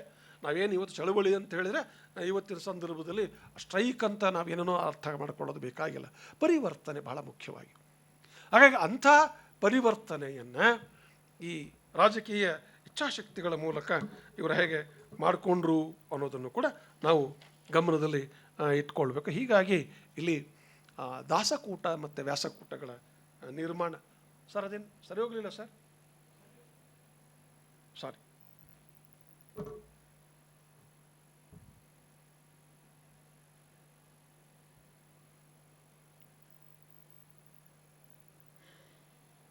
ನೋಡಿ, ನಾನು ನೆಕ್ಸ್ಟು ಹಾಗಾದ್ರೆ ಇಡೀ ಕಾಲಘಟ್ಟದಲ್ಲಿ ಏನಾಯ್ತಪ್ಪ ಅಂತ ಹೇಳಿದ್ರೆ, ಈ ಶಾಸ್ತ್ರ ಸ್ಮೃತಿಗಳ ಹಿನ್ನಡೆ ಮತ್ತು ಸಂಸ್ಕೃತೇತರ ಭಕ್ತಿ ಕಾವ್ಯಗಳು ಮೇಲ್ಮೈಗೆ ಬಂದವು. ಭಾಳ ಮುಖ್ಯವಾಗಿ ನಾವು ಇದನ್ನು ಗಮನದಲ್ಲಿ ಇಟ್ಕೊಳ್ಬೇಕು. ಅಲ್ಲಿವರೆಗೆ ಏನಾಗಿತ್ತಪ್ಪ ಅಂತ ಹೇಳಿದರೆ, ಅಫ್ಕೋರ್ಸ್ ಸಂಸ್ಕೃತ ಭಾಷೆ ದೇವಭಾಷೆ ಅನ್ನೋದಕ್ಕೆ ಕಾರಣ ಇಷ್ಟೇ. ಮಂತ್ರಗಳಿದ್ವು, ಅಲ್ಲಿ ಆಧ್ಯಾತ್ಮಕ್ಕೆ ಸಂಬಂಧಪಟ್ಟಿರ್ತಕ್ಕಂಥ ಅಥವಾ ಮೋಕ್ಷ ಸಾಧನೆಗೆ ಸಂಬಂಧಪಟ್ಟಿರ್ತಕ್ಕಂಥ ಜ್ಞಾನಧಾರೆಗಳೆಲ್ಲ ಅದೇ ಭಾಷೆಯಲ್ಲಿದ್ದರೆ ಅದನ್ನು ದೇವಭಾಷೆ ಅಂತ ಕರೆದಿದ್ದು ಸಹಜ. ಆದರೆ ಮನುಷ್ಯನೇ ದೇವರ ಪ್ರೀತಿಯ ಶಿಶು, ದೇವರ ಪ್ರೀತಿಯ ಸೇವಕ ಅಂತ ಹೇಳಿದ ಮೇಲೆ ಆ ಸೇವಕನ ನುಡಿ ಮತ್ತು ನಡೆಗಳೆಲ್ಲವೂ ಕೂಡ ದೇವನಿಗೆ ಸಲ್ಲುವಂಥವೇ ಅನ್ನುವುದರ ಒಂದು ಪ್ರಯತ್ನವನ್ನು ಮಾಡಿ ತೋರಿದಂಥವರು ಈ ಕಾಲಘಟ್ಟದಲ್ಲಿದ್ದಂಥವರು. ಹಾಗಾಗಿ ಇಲ್ಲಿ ಸಂಸ್ಕೃತೇತರ ಭಕ್ತಿ ಕಾವ್ಯಗಳು ಮೇಲ್ಮೆಗೆ ಬಂದವು ಅನ್ನೋದು ನಮ್ಮ ಗಮನದಲ್ಲಿ ಇರಬೇಕು. ಇನ್ನು ವರ್ಣಾಶ್ರಮದ ವೈದಿಕ ತರತಮ್ಯಗಳ ನಿವಾರಣೆಯನ್ನು ನಾವು ದಾಸಪಂಥದಲ್ಲಿ ಭಾಳ ಮುಖ್ಯವಾಗಿ ಕಾಣುತ್ತೇವೆ. ಅದಕ್ಕೆ ಕಾರಣ ಅಲ್ಲಿ ಆಗಲೇ ಹೇಳಿದ್ದೇನೆ, ಜೈನ ಇತ್ತು, ಆದರೆ ಭವಾವಳಿಗಳು, ಜನ್ಮಾಂತರದ ಕಥನಗಳು, ನಂತರ ಸಲ್ಲೇಖನ ವ್ರತ ಇತ್ಯಾದಿಗಳು ಜನಸಾಮಾನ್ಯರಿಗೆ ಅವು ಸುಲಭವಾಗಿ ಗ್ರಹಿಕೆ ಒದಗದೇ ಇರತಕ್ಕಂಥದ್ದು. ಹಾಗಾಗಿ ಅದು ಜನಸಾಮಾನ್ಯರ ಧರ್ಮವಾದಂಥ ಸಂದರ್ಭಗಳು ಬಹಳ ಕಡಿಮೆ. ಇನ್ನು ಅತಿವರ್ಣಾಶ್ರಮಿಗಳು ವಚನಕಾರರಿಗೆ ಸಂಬಂಧಪಟ್ಟಿರ್ತಕ್ಕಂಥ ವಿಚಾರ. ಈಗಾಗಲೇ ಹೇಳಿದ್ದೇನೆ, ಬ್ರಾಹ್ಮಣರ ಮುಂದಾಳತ್ವದಲ್ಲಿ, ಆದರೆ ಬ್ರಾಹ್ಮಣರಿಗೆ ಸೀಮಿತವಾಗದ ನೆಲೆಯಲ್ಲಿನ ವೈಷ್ಣವ ವಿಚಾರಗಳ ಪ್ರತಿಪಾದನೆ. ನೋಡಿ, ಇದು ಗಂಭೀರವಾಗಿ ಒಂದು ಅಂಡರ್ಲೈನ್ ಮಾಡ್ಕೊಳ್ಬೇಕಾದಂಥ ಒಂದು ವಾಕ್ಯ ಅಂತ ನಾನು ಅಂದುಕೊಳ್ಳುತ್ತೇನೆ. Of course it is by the Brahmins but not meant for the Brahmins, and it is also extended for other people, those who are interested. ಅಂದರೆ ಆಸಕ್ತರನ್ನು ಒಳಗೊಳ್ಳುವಂಥ ಒಂದು ಅವಕಾಶವನ್ನು ಇಲ್ಲಿ ಸೃಷ್ಟಿಸಲಾಯಿತು. ಅದೇ ದಾಸ ಸಾಹಿತ್ಯದ ಆಂದೋಲನಕ್ಕೆ ಒಂದು ಹೊಸ ದಿಕ್ಕನ್ನು, ಹೊಸ ಚಾಲನೆಯನ್ನು ಅದು ಕೊಡ್ತೀವಿ ಅಂಥೇಳಿ ನಾನು ಅಂದ್ಕೊಳ್ತೇನೆ. ಹಾಗಾದರೆ ಈ ದಾಸಪಂಥದ ಒಂದು ವೈಶಿಷ್ಟ್ಯತೆಗಳೇನು, ಇಲ್ಲಿನ ಏನು ವಿಶೇಷತೆಗಳು ಅಂತ ಹೇಳಿದ್ರೆ, ಹರಿ ಸರ್ವೋತ್ತಮ. ಇಲ್ಲಿ ಭಾಳ ಮುಖ್ಯವಾಗಿ ಹರಿಯೇ ಶ್ರೇಷ್ಠ, ಹರನಿಗಿಂತ ಹರಿಹರಲ್ಲಿ ಭಿನ್ನ ಇರಲ್ಲ. ಹಾಗೆ ನೋಡಿಕೊಂಡ್ರೆ ಆದಿಯಲ್ಲಿ ಬ್ರಹ್ಮ ಒಬ್ಬನೇ ಅನ್ನುವ ಕಲ್ಪನೆ ಇತ್ತು ನಮ್ಮಲ್ಲಿ. ಬ್ರಹ್ಮ ಒಬ್ಬನೇ. ಆ ನಂತರದಲ್ಲಿ ಬ್ರಹ್ಮನನ್ನು ನಾವು ಏನು ರುದ್ರ ಅಂತನೋ, ಆ ಬ್ರಹ್ಮನನ್ನು ಸೃಷ್ಟಿಕರ್ತ ಅಂತಾನೆ, ವಿಷ್ಣುವನ್ನು ಪಾಲನಕರ್ತ ಅಂತಾನೆ, ರುದ್ರನ ಲಯಕರ್ತ ಅಂತ ಮಾಡ್ಕೊಂಡು ಬಂದ್ವಿ. ಆದರೆ ಆದಿಯಲ್ಲಿ ಬ್ರಹ್ಮ ಒಂದೇ ಇತ್ತು. ಈ ಸಂದರ್ಭದಲ್ಲಿ ಅಲ್ಲಿ ಮುಖ್ಯವಾಗಿ ಹರಿ ಸರ್ವೋತ್ತಮ, ವಾಯು ಜೀವೋತ್ತಮ, ಸೃಷ್ಟಿ ಮಿಥ್ಯೆಯಲ್ಲ, ಸತ್ಯ ಮತ್ತು ಭೇದಗಳು ತತ್ವತಃ ನಿಜವಾದವು, ಭೇದ ಇರಬೇಕು. ಎಲ್ಲರೂ ಒಂದೇ ಮಾಡಿಬಿಟ್ರೆ ಕಷ್ಟ ಆಗುತ್ತೆ, ಅಂದರೆ ಮೌಲ್ಯ ಕಳ್ಕೊಳ್ಳುತ್ತೆ ಅಂತ. ಈಗ ಫಾರ್ ಎಕ್ಸಾಂಪಲ್, ಈಗ ನೋಡಿ, ನಾವು ಇಷ್ಟೆಲ್ಲ ಹಿರಿಯರಿದ್ದೀವಿ ಇಲ್ಲಿ. ನಾವು ಎಷ್ಟು ಜನ ನಮ್ಮ ಮಕ್ಕಳಿಗೆ ಮನೆ ಯಜಮಾನಕ್ಕೆ ಕೊಡಬೇಕಾದ್ರೆ ತಕ್ಷಣವೇ ಕೊಡ್ತೀವ, ತಕ್ಷಣವೇ ಕೊಟ್ಬಿಡ್ತೇವ. ಅವರು ಈಗ ಸರಿ, ನಮಗೆಲ್ಲ ಇರೋ ಭಾಳ ಜನಕ್ಕೆ ಮೊಮ್ಮಕ್ಕಳಾಗಿರ್ಬೋದು, ಆದರೂ ಕೂಡ ಮಗ ಏನಾದರೂ ಮಾಡಬೇಕಾದ್ರೆ ತಮ್ಮನ್ನು ಕೇಳಬೇಕು ಅನ್ನೋ ನಿರೀಕ್ಷೆ ನಮಗಿರುತ್ತೆ. ಮಗ ಕೇಳ್ತಾನೆ ಸಹಜವಾಗಿ. ಅಂದರೆ ಸಂಪೂರ್ಣವಾಗಿ ಅವ್ರು ಹ್ಯಾಂಡ್ ಓವರ್ ಮಾಡಿರಲ್ಲ, ಸ್ವಲ್ಪ ಎಲ್ಲೋ ಒಂದು ಕಡೆ ಒಂದಿಷ್ಟು ನಮ್ಮ ಕಡೆಗೂ ಇರುತ್ತೆ, ಒಂದಷ್ಟು ಕೀ ಅಂತೀವಲ್ಲ ಹಾಗೆ. ಆ ಕೀ ರೂಪದ ಒಂದು ಆಲೋಚನೆಯನ್ನು ನಾವಿಲ್ಲಿ ಕಾಣುತ್ತೇವೆ. ಭೇದಗಳು ಬೇಕು, ಏಕ ಅನ್ನಬಾರದು ಅನ್ನುವಂಥದ್ದು. ಹಾಗಾದರೆ ಏನವು ಭೇದಗಳು ಅಂತ ಹೇಳಿದ್ರೆ ಪಂಚಭೇದಗಳು ಅಂತ ಕರೀತಾರೆ. ಯಾವುವು? ಜೀವ ಅಂದರೆ ಅವ್ರು ಹೇಳೋ ಪ್ರಕಾರ ತರತಮತೆ ತಕ್ಕ ಮಟ್ಟಿಗೆ ಬೇಕು, ಬೇಡ ಪೂರ್ಣ ನಿರಾಕರಣೆ ಮಾಡೋದಿಲ್ಲ, ಎಲ್ಲರೂ ಒಂದೇ ಅಂತ ಹೇಳಲ್ಲ. ನಿಜ, ಒಂದು ಆಗಬೇಕಾದ್ರೆ ಇಂತಿಂಥದ್ದು ಹೀಗೆ ಇರಬೇಕು ಅನ್ನುವಂಥ ನಿಬಂಧನೆಗಳನ್ನು ಅಲ್ಲಿ ಮತ್ತೆ ನಯವಾದ ರೀತಿಯಲ್ಲಿ ಹೇಳುವಂಥದ್ದನ್ನು ನಾವು ನೋಡ್ತೀವಿ. ಅದೇನು ತಪ್ಪು ಅಂತ ಏನು ಅನಿಸೋದು ಇಲ್ಲ. ನಂತರ ಜೀವ ಜಡ, ಜಡ ಜಡ ಜಡ ಜೀವ ದೇವ ಅಥವಾ ಈಶ ಜಡ ಮತ್ತು ದೇವ, ಇವುಗಳನ್ನು ಪಂಚಭೇದಗಳು ಅಂತೇಳಿ ಅಲ್ಲಿ ನಾವು ದಾಸ ಸಾಹಿತ್ಯದ ದಾಸ ಪರಂಪರೆಯಲ್ಲಿ ನಾವು ಕಾಣುತ್ತೇವೆ. ಇನ್ನು ಪಂಚಭಾವಗಳು ಬಹಳ ಮುಖ್ಯವಾಗಿ ಭಗವಂತನನ್ನು ಹೇಗೆ ಭಾವಿಸ್ಬೇಕು ಅಂತಂದೇಳಿ ಹೇಗೆ ಭಾವಿಸಿದರಪ್ಪ ಅಂತ ಹೇಳಿದರೆ ಈ 5 ಭಾವಗಳ ತಳಹದಿಯಲ್ಲಿ ಅವರು ಬಹುಶಃ ಭಗವಂತ ಅಂದರೆ ಈಗ ನಾವೇನು ಡ್ಯಾನ್ಸಿಗೆ ಕುಣಿದ್ವಲ್ಲ, ನಮ್ಮ ಅಧ್ಯಕ್ಷರಾದಿಯಾಗಿ ವಯೋಭೇದವನ್ನು ಮರೆತು ನಾವಿಲ್ಲಿ ಎಂಜಾಯ್ ಮಾಡಿದ್ವಿ. ಹಾಗೆ ಭಗವಂತ ಅಂದರೆ ಹಾಗೆ ಅನ್ನುವುದನ್ನು ಅಲ್ಲಿ 5 ಭಾವಗಳ ಮೂಲಕ ಹೇಳ್ತಾರೆ. ಒಂದು ದಾಸ್ಯ ಭಾವ, ಸಖ್ಯ ಭಾವ. ದಾಸ್ಯ ಭಾವ ಅಂದರೆ ನೀನು ಯಜಮಾನ, ನಾನು ನಿನ್ನ ಸೇವಕ. ಸಖ್ಯ ಅಂದರೆ ನಾನು ನೀನು ಫ್ರೆಂಡ್ ಅನ್ನೋ ಥರ, ಗೆಳೆಯ. ಸುಧಾಮ ಮತ್ತು ಕೃಷ್ಣರ ನಿದರ್ಶನಗಳನ್ನು ನಾವಲ್ಲಿ ನೋಡ್ತೇವೆ. ಇನ್ನು ಮಧುರ ಭಾವ, ಪ್ರೀತಿ, ಪ್ರೇಮ, ಆಂಡಾಳ್ನ ವಿಚಾರಗಳು ಕನ್ನಡದಲ್ಲಿ, ಮತ್ತು ಏನು ಅಕಮಾದೇವಿ ವಿಚಾರಗಳು, ಮೀರಾಬಾಯಿ ಅಂಥವರ ಪ್ರೇಮ ಇದೆಯಲ್ಲ ಹಾಗೆ ಹೇಳುವಂಥದ್ದು. ಇನ್ನು ವಾತ್ಸಲ್ಯ, ತಾಯಿ ಮತ್ತು ಮಗು, ಯಶೋದೆ ಏನು ಕೃಷ್ಣನನ್ನು ಲಾಲಿಸಿರುವಂಥದ್ದು ಇತ್ಯಾದಿ ಇತ್ಯಾದಿ. ಇನ್ನು ಶಾಂತ, ಬಹುಶಃ ಇದಕ್ಕೆ ಏನು ಒಂದು ಬಗೆಯ ಉನ್ನತ ಧ್ಯಾನ ಸ್ಥಿತಿ. ಈ 5 ಭಾವಗಳನ್ನು ಅಲ್ಲೇ ಹೇಳ್ತಾರೆ. ಇನ್ನು ಇಲ್ಲಿ ಗುರುಸ್ಥಾನ ಯಾರಿಗಪ್ಪ ಅಂದರೆ ವಾಯುದೇವರಿಗೆ. ಯಾಕೆ ಅಂತ ಹೇಳಿದ್ರೆ ನಮ್ಮಲ್ಲಿ ಮಧ್ವಾಚಾರ್ಯರನ್ನು ವಾಯುಪುತ್ರ ಅಂದರೆ ಭೀಮ ಮತ್ತು ಹನುಮನ ಅವತಾರ ಅಂತಲೇ ಪರಿಭಾವಿಸಿರೋದನ್ನು ನಾವು ನೋಡುತ್ತೇವೆ. ಹಾಗಾಗಿ ಇಲ್ಲಿ ಹನುಮಂತ ಗುರುವು, ಪ್ರಾಣದೇವರು ಅಂತ ಅನಿಸ್ಕೊಳ್ತಾನೆ. ಇನ್ನು ನವವಿಧ ಭಕ್ತಿಗಳು ಅಲ್ಲಿ, ಹಾಗಾಗಿ ಗುರುವಿನ ಮೂಲಕ ಸಲ್ಲುವಂಥದ್ದು ಗುರುವು ಅಲ್ಲಿ ಪ್ರಾಧಾನ್ಯತೆಯನ್ನು ಪಡೆದುಕೊಳ್ಳುತ್ತಾನೆ. ಇನ್ನು ನವವಿಧ ಭಕ್ತಿ ಶ್ರವಣಂ, ಕೀರ್ತನಂ, ವಿಷ್ಣು ಸ್ಮರಣಂ, ಪಾದಸೇವನಂ, ಅರ್ಚನಂ, ವಂದನಂ, ದಾಸ್ಯಂ, ಸಖ್ಯಂ, ಆತ್ಮನಿವೇದನಂ. ನವವಿಧ ಭಕ್ತಿಗಳನ್ನು ನಾವಲ್ಲಿ ನೋಡ್ತೀವಿ. ಇನ್ನು ಆಸಕ್ತಿಗಳು ಅಂತ ಬರ್ತದೆ ನೆಕ್ಸ್ಟು. ಇದು ನಾರದರ ಭಕ್ತಿ ಸೂತ್ರದಲ್ಲಿ ಬಂದಿರುವಂಥ ವಿಚಾರ. ಗುಣಮಹಾತ್ಮಾಸಕ್ತಿ, ರೂಪಾಸಕ್ತಿ, ಪೂಜಾಸಕ್ತಿ, ಸ್ಮರಣಾಸಕ್ತಿ, ದಾಸ್ಯಾಸಕ್ತಿ, ಸಖ್ಯಾಸಕ್ತಿ, ವಾತ್ಸಲ್ಯಾಸಕ್ತಿ, ಕಾಂತ್ಯಾಸಕ್ತಿ, ಆತ್ಮನಿವೇದನ ಆಸಕ್ತಿ, ತನ್ಮಯ ಆಸಕ್ತಿ, ಪರಮವಿರಹಾಸಕ್ತಿ.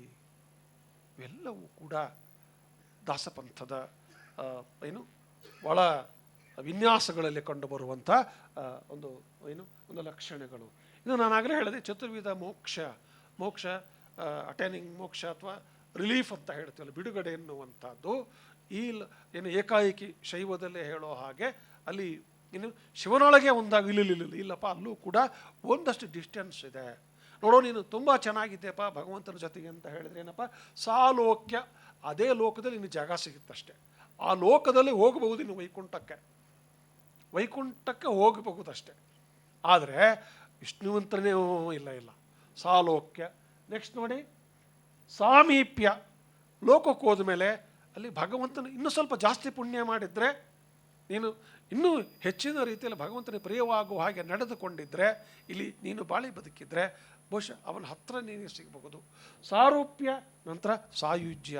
ಹೀಗೆ 4 ಅಂತರಗಳನ್ನು ನಾವಲ್ಲಿ ಮಾಡೋದನ್ನು ನೋಡ್ತೀವಿ. ಇನ್ನು ಹರಿಹರರ ಭೇದದ ನಿರಾಕರಣೆ, ಇದು ಬಹಳ ಮುಖ್ಯವಾಗಿ ಗಮನಿಸ್ಬೇಕು. ನಾನಾಗಲೇ ಹೇಳ್ತಾ ಇದ್ದೆ, ಇಲ್ಲಿ ಹರಿ ಸರ್ವೋತ್ತಮ ಅಂದರೂ ಕೂಡ ಹರನ ಬಗ್ಗೆ ಅವರಿಗೆ ಅಪಕಲ್ಪನೆಗಳನ್ನೆಲ್ಲೂ ಕೂಡ ಅಲ್ಲಿ ಕಲ್ಪಿಸೋದ್ರೆ ಕೆಲವರು ಒಂದು ಕಾಮೆಂಟ್ ಮಾಡ್ತಾರೆ. ಬಟ್ ಹಾಗೇನಿಲ್ಲ. ಹಾಗೆ ನೋಡೋದಾದರೆ ವ್ಯಾಸತೀರ್ಥರಾಗಲಿ ಅಥವಾ ಬಹುತೇಕ ಜನ ಆಚಾರ್ಯರಾಗಲಿ ಸ್ವತಃ ಶಿವಸ್ತುತಿ ಮಾಡಿರೋದನ್ನು ಕೂಡ ನಾವು ನೋಡ್ತೀವಿ. ಅಲ್ಲಿ ಹರಿಹರರ ಭೇದಗಳನ್ನು ಅವರೆಲ್ಲೂ ಹೇಳೋದಿಲ್ಲ ಅಷ್ಟಾಗಿ ಅನ್ನುವಂಥದ್ದು.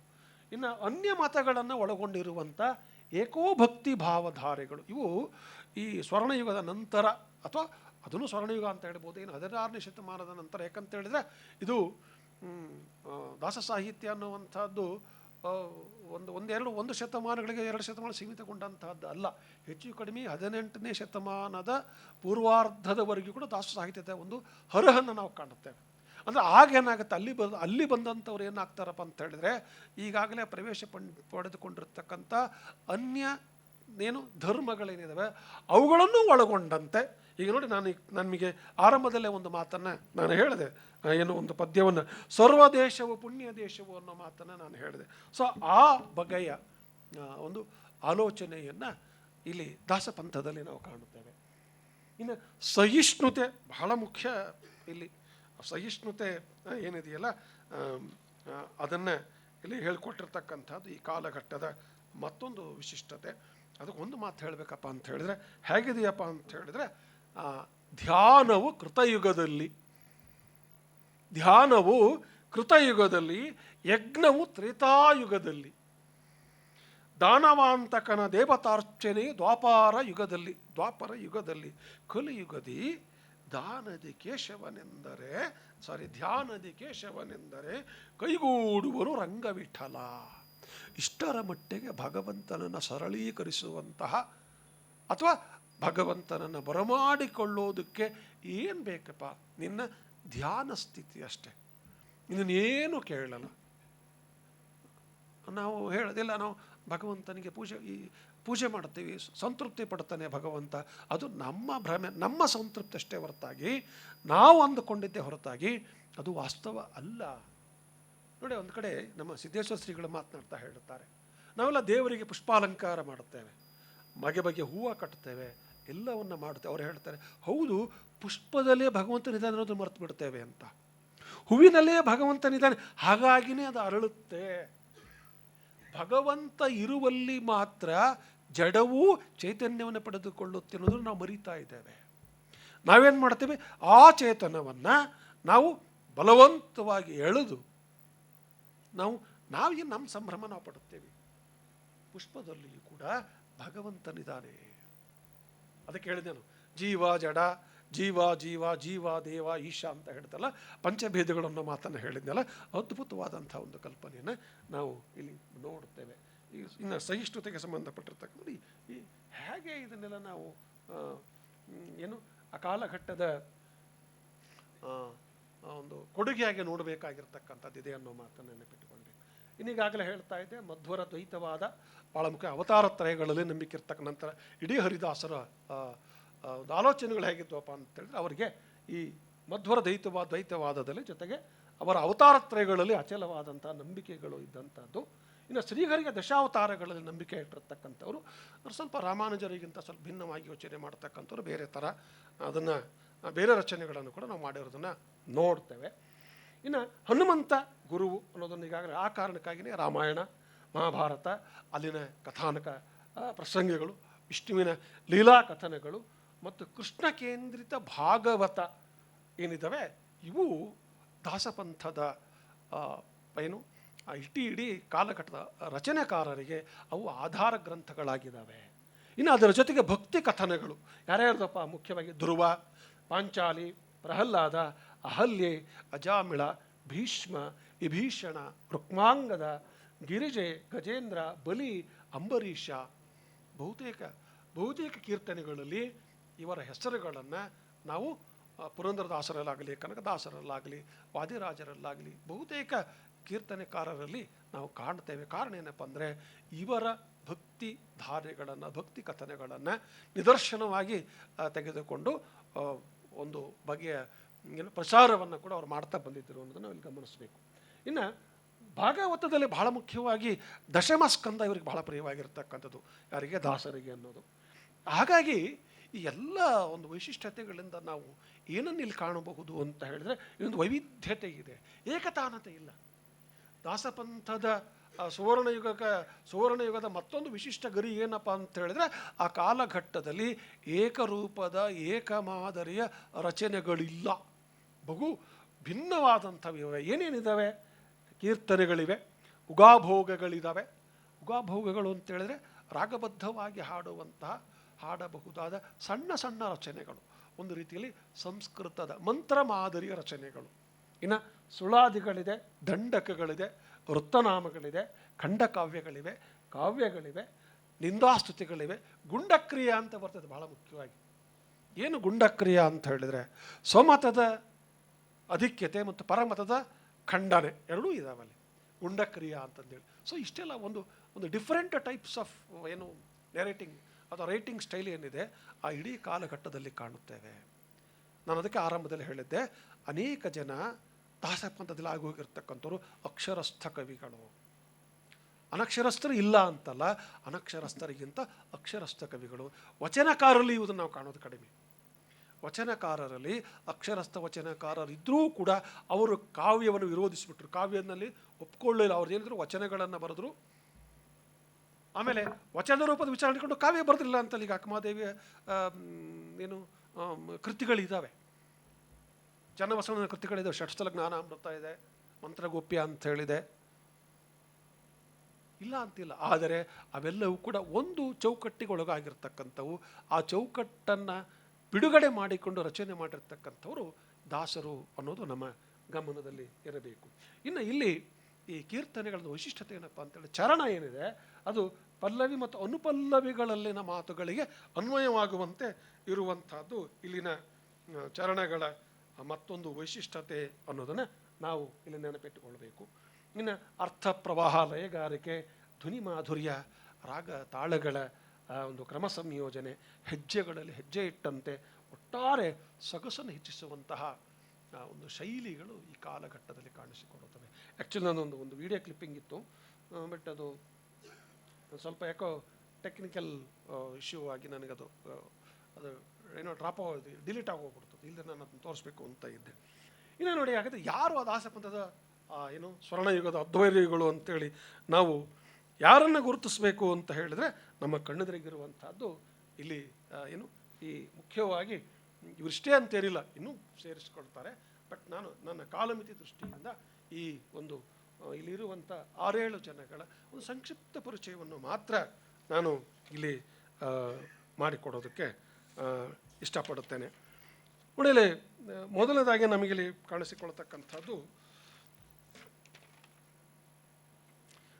ಅಚಲಾನಂದರು ಅಂಥೇಳಿ, ಕ್ರಿಸ್ತಶಕ 9ನೇ ಶತಮಾನದಲ್ಲಿದ್ದಂಥವ್ರು.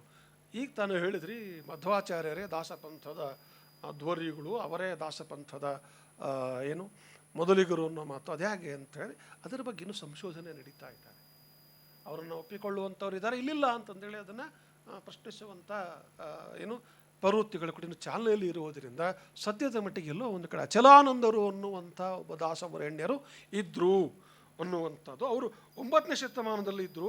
ಹಾಗಾಗಿ ಅವರು, ಆಮೇಲೆ ಇವರು ಇಲ್ಲಿನ ಪಾಂಡುರಂಗ, ಕಳಸ, ವಿದ್ಯಾನಗರ, ಪೆನುಗೊಂಡೆ, ರಾಮೇಶ್ವರ, ಕೆಳದಿ ಮತ್ತು ಕಾಶಿ ಹಾಗೂ ಬಿದನೂರುಗಳಲ್ಲಿ ಮಠ ಸ್ಥಾಪನೆ ಮಾಡಿದ್ರು ಅನ್ನುವಂಥ ಪ್ರತೀತಿ ಇದೆ, ಮಠಗಳಿದ್ದಾವೆ.